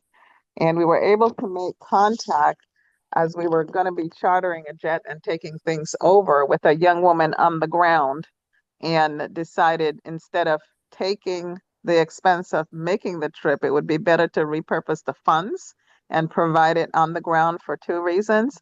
One, the immediate access to those funds helps the economy and also can be purposed and directed in the areas where it's necessary. Just this weekend, her name is Samantha, and we have a family group. We call it Ohana. So we're purposing the Ohana campaign to help with the on the ground needs on the western side of the island that's been significantly devastated. I keep hearing from folks on the ground what we're seeing in the media or on social media pictures doesn't begin to reflect the scope of the damage that's out there. Based upon what we've discovered, what's been captured thus far, I just got off the phone with my aunt who's in the St. Elizabeth district. They're being told that they will not get electricity back for about 6 months from now. Damn. Wow. So, depending on where people are, the eastern side of the island was not as impacted. And there's a lot of foreign aid coming in from Europe, from Canada, from the US, and people in a diaspora. So it's getting there, but as in most cases, there is no FEMA on the ground and nobody to really orchestrate. So there's a lot of chaos and unfortunately, probably some pilferage and other corruption happening. So we've decided to just partner with someone whose boots on the ground, whose heart is in it, and is willing to be on the front line.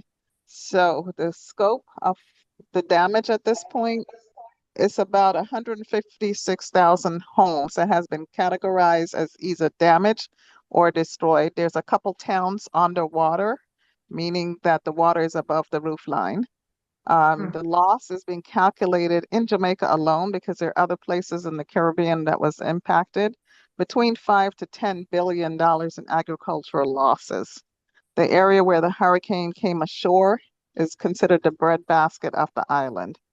And there's at least 50,000 plus people who've been displaced. And that's the current assessment. Mind you, the assessment from the areas on the island that's been cut off, or they use the term marooned, hasn't even been calculated into this as yet. So with Yeah. our little grassroots effort this weekend, Samantha and her volunteers have delivered 400 drops, is what we're calling it, putting some sustainable items together. And she's been able to connect with the World Central Kitchen for hot prepared meals. So that's what they're taking into the areas that have been cut off. And So so, how can this group support what you're doing? Do you have a link that you can share yes, we are for? putting together, in fact, we're having a meeting this evening to figure out how to formalize it. Couple areas that they have critical needs, medication.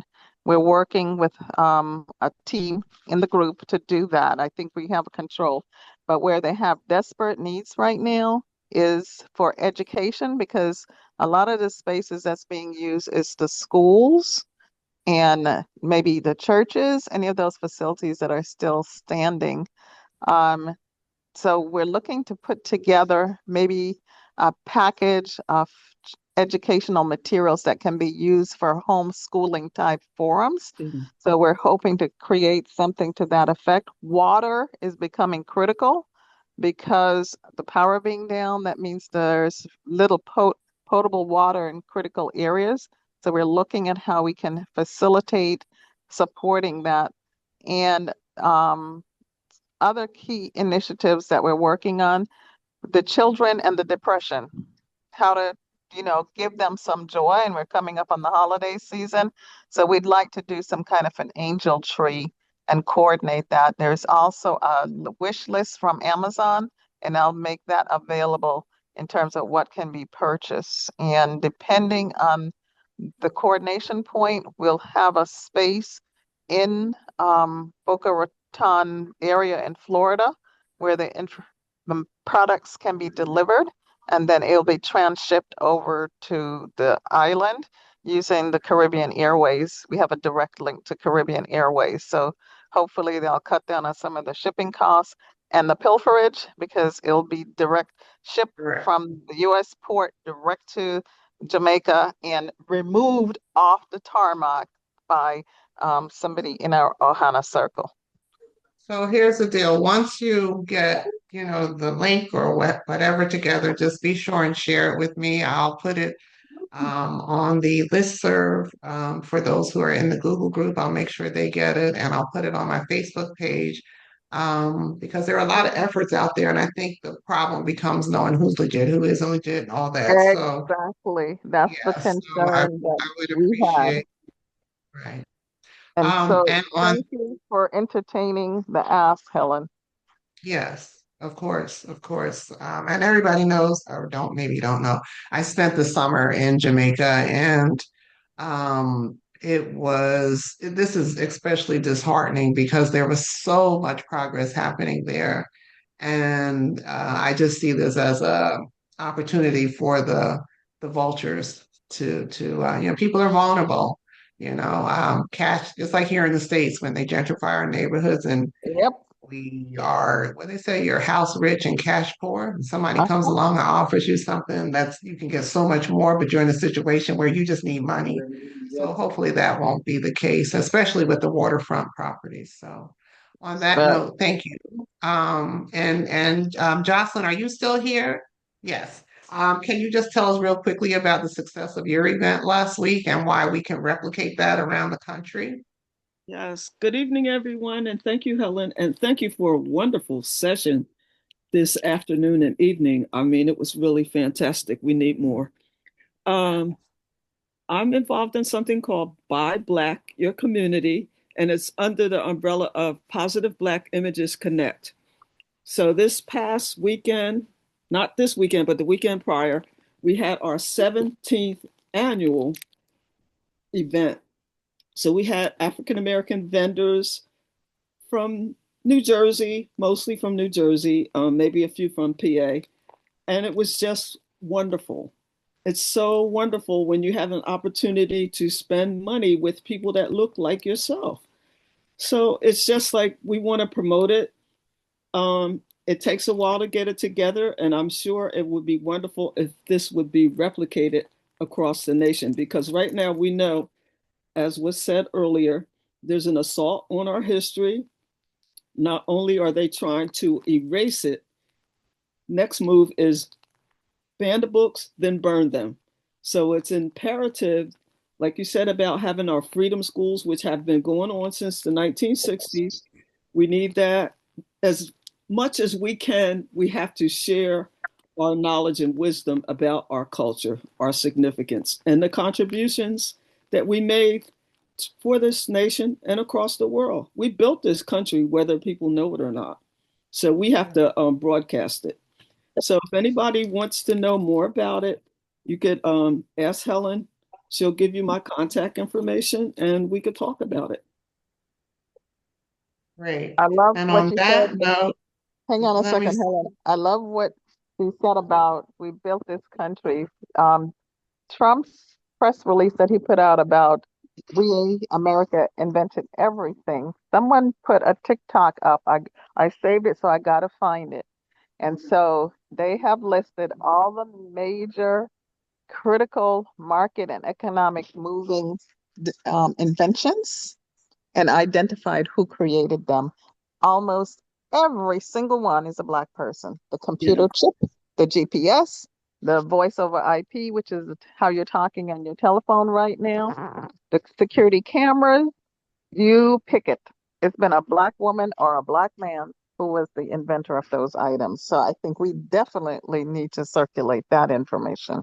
There's actually a sister, Miss Johnson, there's a sister Vi who she used to take a cart around to schools with displays of all those inventions. And she still has those cards available. let our sister by. Sister Vi, she still has the cards available. I think her niece is picking up, because she's got a lot on her plate. But those cards are available as part one, part two. And as you said, I mean, everything, and mind you, particularly after chattel slavery supposedly ended, a lot of things that people invented during chattel slavery was to make their lives easier. Unfortunately, because they were property, they don't have the intellectual ownership of it. I think the only company I know, unless somebody else knows, even admitted that was Vicks Vapor Rub's family actually admitted that Vicks Vapor Rub was a product of chattel slaves, but they no longer, I think it's Comfort or Comfrey, that's it used to be in it. They put artificial stuff in now, but most of the things that were created during chattel slavery were done to make their lives easier. And in case people didn't know, the whole ability to use a fork, knife, and spoon came from us. We taught white people how to use cutlery. Well, Wow. Yeah. on top When of you that, think, when you talk about during chattel slavery, Eli Whitney, why would he invent a cotton gin? Why? He wasn't out in the field exactly, doing that. That's crazy. exactly. But That's you the know what, point I was. Jocelyn, the other thing is that keep in mind that most of the people they brought from the continent had skills before they got here. They didn't Yeah, just take anybody. That's how Benjamin Banneker was able to build it. They weren't going to teach him how to do that. He right. knew how to build before they even picked him up. So, a lot of things came, and your ancestors, your great whatever, they came over here with skills. If it's no more than how to, in Florida, in terms of the crops and things, they taught them everything. It's unfortunate that, we don't have the quote, if you're into wealth, we don't have the wealth that compensates us for the things that we've done to contribute to the country aside from our labor.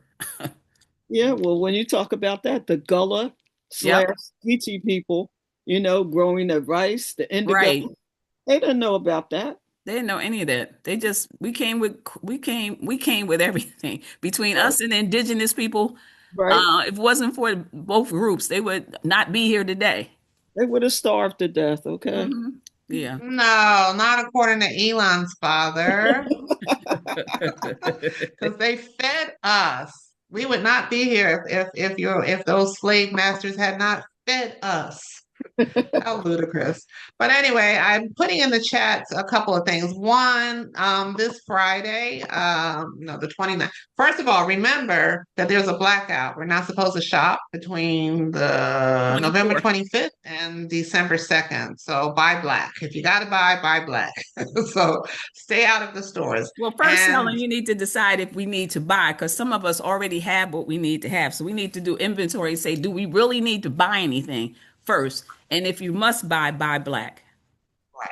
Except So if you that need part. any kind of medication. Don't neglect to get your medication if you need it. I Yeah. mean, we need to do things that are practical, but the point that I think is real important that we probably are overlooking is that these boycotts have been very effective, very effective. And I'm on these Black Christmas groups, and they're showing how in these stores there is this proliferation of Black Santas. And you've been to my house, and some of you have. There are Black Santas everywhere.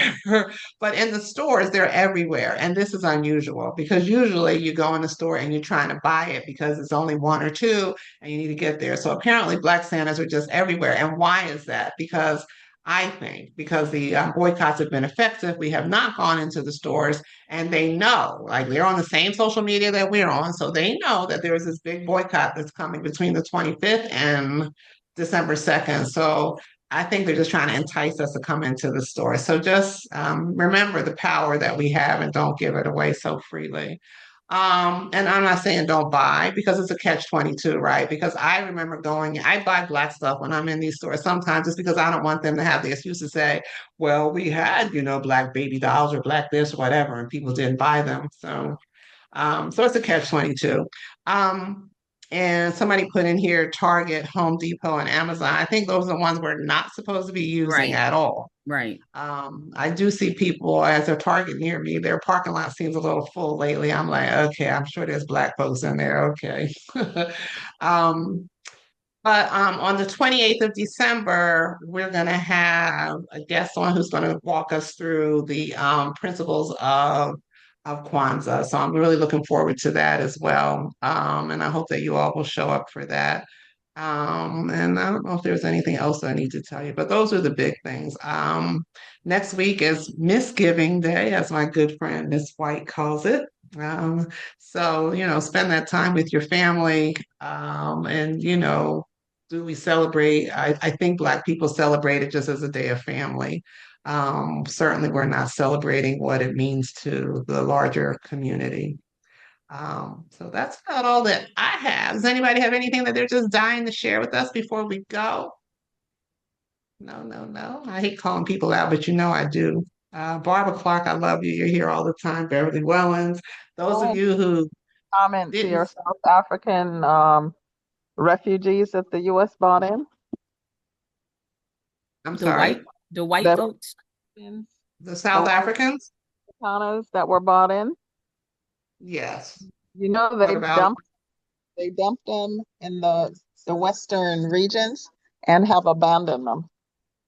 The white folks? Yes. well, It's that's not not them. of our concern. Good luck to them. No, That's no, all I no. got to I'm say on just saying it that. was all a PR stunt Hmm. to show that they quote unquote was bringing in these South Africans that Hmm. needed to be Oh, okay. protected Rescue. Right. and secured. And the South Africans who are here, my former boss is one of them as a South Afrikaner. She transferred here. They, as a community, are trying to figure out how to assist the ones that were bought and now abandoned by the US government.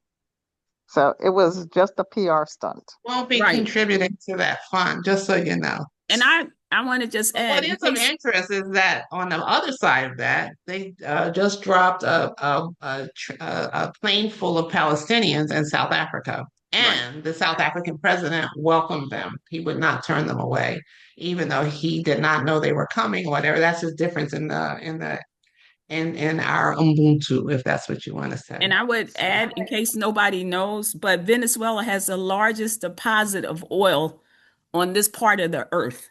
And that's why they're in Venezuela. And Nigeria has the largest deposit Nigeria, of oil. right.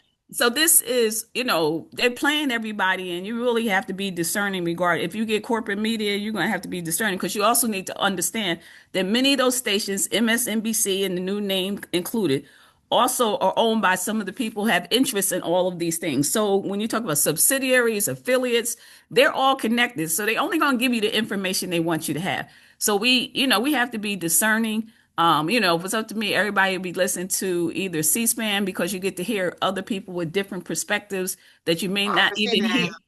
Right. And Pacifica. And I'll tell you, in Pacifica, the reason why I said it, even though they're having problems, but they don't get any money from the government, none at all. As a matter of fact, they were hoping to choke them off.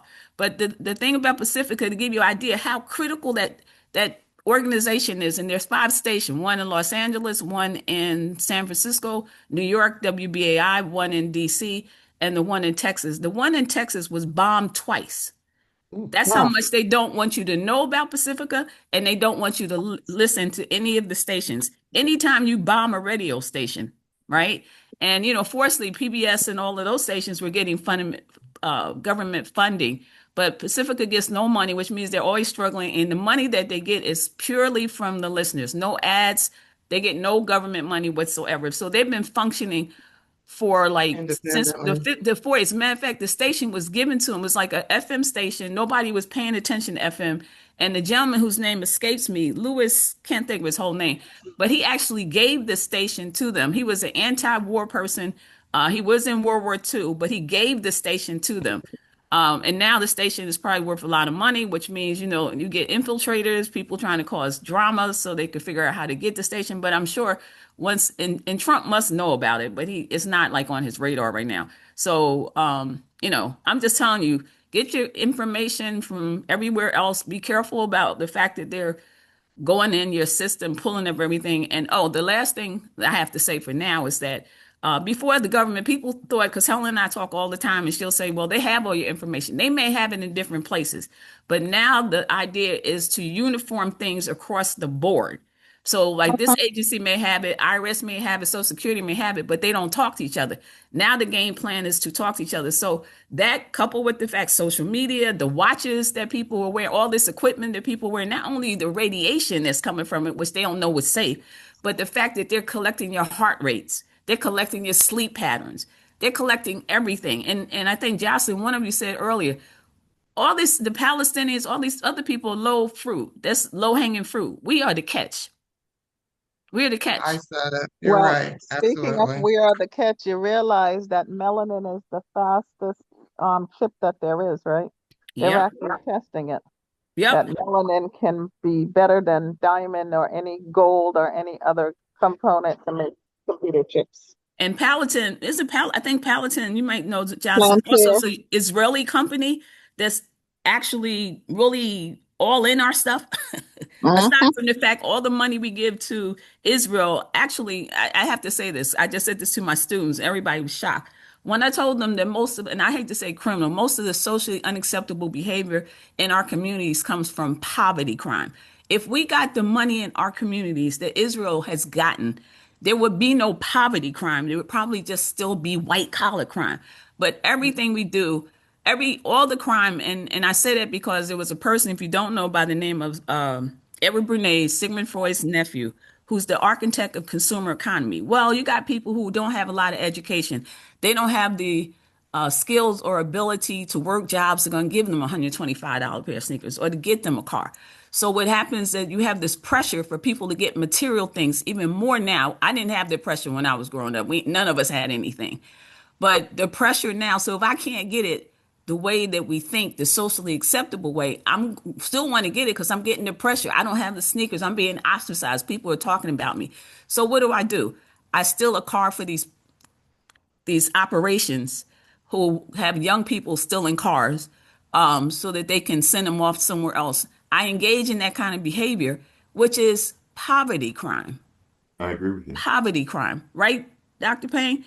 I agree with If you. we can eliminate Dr. Payne, poverty. I'm glad you spoke up. I asked Dr. Bird, who is gone now, but I'm going to ask you too if you would entertain coming back and being the featured guest. And the whole thing with the prison system. My first job out of undergrad, I was a social worker in the New Jersey State prison system. God bless And I'm sure not a lot has changed. So I would love to have you come back again if you don't mind.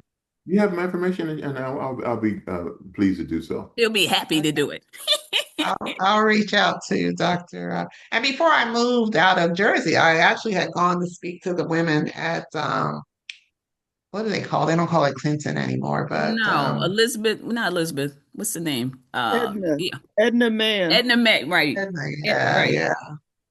Those of us who are in the system, they didn't like the prisons being named after the towns, but I still call them Clinton and Broadway and Trenton and Leesburg, but they don't want to call them that. So, but anyway, I had gone to speak to those women, and that was very rewarding. And that's another thing we can do. We talk about rewarding. Dr. Lassiter talked about how we can pour into other people. Our brothers and sisters who are incarcerated. I'm telling you, the joy that those women had just seeing a Black woman who you could just they were just happy I was there. I was Black, I was a female, I was a lawyer. I just things that don't mean anything to me, but you could see the pride emanating from them that here's this sister and she really took the time to come talk to us. Now it was so powerful. I don't think the administrators, they don't I hate to say it, but I don't know that, I worked in the system. It's not about rehabilitation. It's about keeping you there and bringing you back. It's It's big about, money in there. It's Big yeah, money in detention centers. I think the Thursday before Trump came into office, if you were invested in Geo, you made a lot of money because they knew already that there was going to be this whole sweep of immigrants to justify these detention centers. That's a whole big thing. But I yeah. actually I do a lot of work with the guys. Just make yourself available, Mhm. just make yourself, when I go in with the guys and I tell them I was here before the heroin came into the community, and they're so happy to be able to talk. And when you talk to them about how life was before, are normal, because most of the guys that I deal with are around 50 and have done 30 years in prison, and they're 50. Right, right. But we get Yeah, 125 a day per prisoner, and there's no incentive to get those people out of there. That's It's right. That's slavery. right. yeah. Well, I am going to have you back because we can have a whole conversation about, I'm going to call you this week, Dr. Payne. Maybe we'll get you, next week I don't know. Do you all want to meet next week? I mean, it's Sunday. It's after the holiday. Can I take, ask take a you a question? break. Since I have a bunch of well-educated females around me, what is your Yes, opinion of on course. the maternal crisis, mortality crisis, given the two incidents that occurred this week where Oh, Lord have mercy. Yes. while What they were happened? Are here. you all aware of the two incidents that happened this No. past week? One in Texas, one in Indiana, both involving pregnant women being denied care in the midst of labor. One delivered 8 minutes after being denied service, another delivered in 12 minutes. But go ahead. What were you going to say, Dr. Payne? Yes, and I wanted to get your opinion because the highest maternal mortality rate is of Black women in this country. Mm-hmm. Yeah, Totally ridiculous. yeah. What do you think of what is really going on? Sometimes you have to look beyond the surface and look underneath. And I want to give you some context clues. In 1970, 83% of the American population were white of European descent. By 1980, it dropped to 80%. By 1990, it dropped to 75%. Now we're presently at 57%. Is there a correlation between these issues with Black women having children, and the diminishing numbers of Caucasians in this country? Is it I've possible? I've heard that. I don't have anything and I can refer to, but I've been hearing that, second behind. Like I haven't seen it in writing, but I keep hearing it that this is like a conscious effort. I know that the gentleman who is Stephen Miller and the Trump administration. I do Say, know the one. gentlemen, take that back. Okay, one of the things he wants to see is a reduction from the 340 million people in this country to 100 million people. I've read that. Mm. So, but I'm saying he wasn't even born during the time that this started. But it's not to say he's not jumped on the bandwagon in some way or know something about it. But yeah, that should not be had. We all had the health care that Israelis have with our tax money. This would not be a problem. Well, I think that's a beautiful thing. And that's a whole nother conversation that there's an awakening around that because I don't know that Americans were aware of the fact that we were spending that kind of money giving. Well, I think everybody knew money was going. You do. You have to live in a foxhole to not know that every year, whatever, they're giving all this money to Israel. We knew that. I don't know that people recognize one that we were fighting wars for them, that they were not sending any of their young men to fight. They didn't lose a life in any of these wars. That they are getting free education and free health care, things that we don't have, and we're sending them all this money. $40 billion just went to Argentina. So I've said this before, and people say you got to quantify it. I have said that Donald Trump was the wrong candidate with some of the right message. And if, in fact, we had a candidate who really believed that America put Americans first, and that means all Americans, not because, like, Margie Taylor Greene, she's made a turnabout, but has she really? Because all she's really looking out for is white folks, right? So when she talks about America's first, she means white Americans first. She could give a damn about black and brown and whatever. But I give her credit because she has stuck from the beginning. She's never taken APAC money. She's never gone to Israel. She, was out here saying, she's standing with the women who are part of the Epstein thing. Like, so I'm gonna give. So her premise has always been Americans first, but white ones. But at least she's stuck with it. But I swear, if we had a candidate, because I think people on both sides, both parties are just terribly disgusted with their own parties. And you can see that. You can see that where, the Republican Party is a thing of the past. First, it was the Tea Party, and now it's the MAGA people. And that's just dissatisfied people. Democrats are really pissed with our party and think that, our leadership we don't have leadership. And we as an American people are unrepresented on both sides of the aisle. And I Mm. think there's an awakening around that. And if that's what brings us together as a community, black, white, whatever, I'm all for it. So even though Marjorie Taylor Greene and what's his name, Tucker Carlson, and look at Candace Owen. Candace Owen, like, damn, y'all, what's the like, she just woke up. Or did she? I don't know. But whatever their motive is, and we know it's personal, but their message is being heard. Young people, even people in the IDF, they're like, we're not doing it. We refuse to fight this war anymore. And they're waking up, they're recognizing that they've been sold a bill. What did our brother So, say? They've been bamboozled, they've been hoodwinked. so So, Helen, two and we corrections. all have been bamboozled and hoodwinked. So I'm Two loving it. corrections, Helen. The amount of money to Argentina is 40 billion with a B, Four billion zero, dollars. Four four zero zero. billion Yes. with a Did B. I say something else? You Hmm. said million. And the Oh, reason I for didn't it, mean to. I'm very aware it's billion with a B, the which is reason just for it, ridiculous. And they're doing this in the midst of the shutdown of the government. They're doing this in the midst of taking SNAP benefits from our own people. And, people are just like, what? What are we doing here? So so go follow ahead. the money, and the follow the Mhm. money is the buildup in the Caribbean with the U.S. military. There's over 12 frigates, a significant number of submarines. And what is the reason? The rare earth minerals that they're Mhm. discovering is in the Caribbean, it's in Jamaica, it's in Haiti, it's in Venezuela, it's in Guyana, it's in all the places where they're currently occupying. And last weekend, the U.S. military was doing sorties with Trinidad. The Trinidadian people are pissed. Colombia's army is on standby. Mexico's army is on standby. So if this thing pops off in the Caribbean, they have more military power in the Caribbean right now than they had in the Iran-Iraq war. Exactly. And this is going to Or be a even, showdown. yes, or even So in the Israeli unnecessary. Gaza. Greedy, greedy. So it's the But rare I'm earth loving the minerals. president of Colombia. He said, we will stand together. You will not come in here and intimidate us. And if you attack Venezuela, consider you've attacked us as well. So I'm loving that kind of.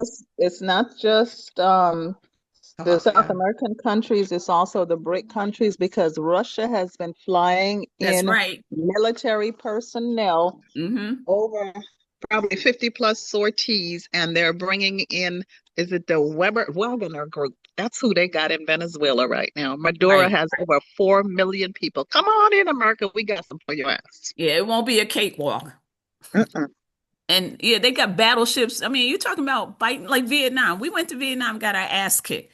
We That's went to exactly what fight I was people thinking. on their own land. They had no Exactly. weapons. They had none of the stuff we had. We got all this military might, but we don't know how to fight those guerrilla wars. I'm Yes. sorry, I have to say that the same way that the United States fought against, the colonists fought against the British, the same way the Vietnamese fought against us. So they took what we did and kicked our asses. I'm putting in the chat. I don't know if Dr. Payne, had you already put your book in the chat for everyone? I just put it there. Dr. So Payne, those of you, he's still there. he's, yeah, he's still here. Dr. Payne, you have a book and I don't know about it. Yes, I sent a copy to you. I'll send you another copy. Hmm. And Uh, Helen, one last thing. If you Yes. notice, Trump is calling treason on the senators and the congressmen who've told Oh, the military please. to stand down. He's talking about putting them in front of firing squad. And that Right. that was that you know what, some of the things he does is just to get a rise out of people because But it is that's all that rising was. people because the other Yeah, folks but are it getting doesn't. death It's threats. The people are getting death threats. So it's a Right. rise, all right. Because they don't know no yeah, better. right. And he knows his base. He knows who he's talking to, but those things are backfiring. I just have to believe that I don't know. We'll see how this thing shakes out. I'm still hopeful that, all of this will create strange bedfellows and they recognize that, they can't do this without having control of the military. So they don't want Well, anybody. The Well, that's why officers, he's they know. well, Helen, that's why he's building his own military with people in the immigration, From what is it, January ICE? 6th. Yeah, from ICE, who are loyal to him because the military, they all know that if it's illegal, they're not supposed to do it.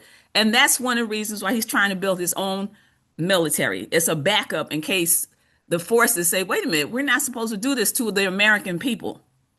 Right. Listen, guys, I gotta go. Miss Johnson, I love you. You sound like Yeah. a mature version of me when I grew up.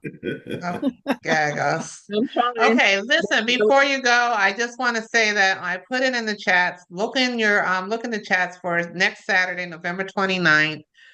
Kevin Powell, I think you all know who he is. He's an author and an activist, and he has put together a film that is called What is a Man? And they're showing it online virtually.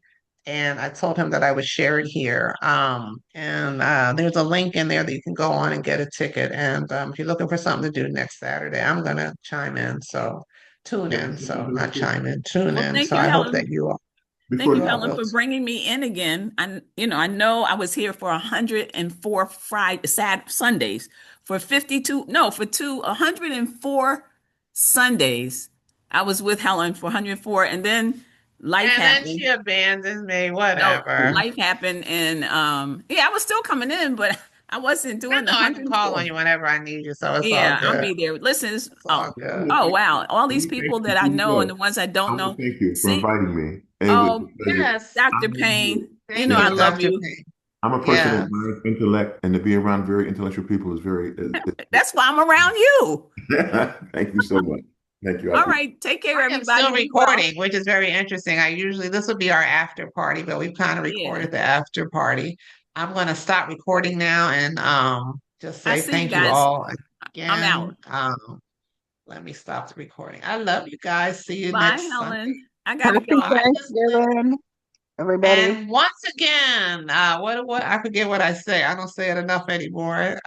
When Black women gather, Amazing Amazing Amazing things things things happen. happen. happen.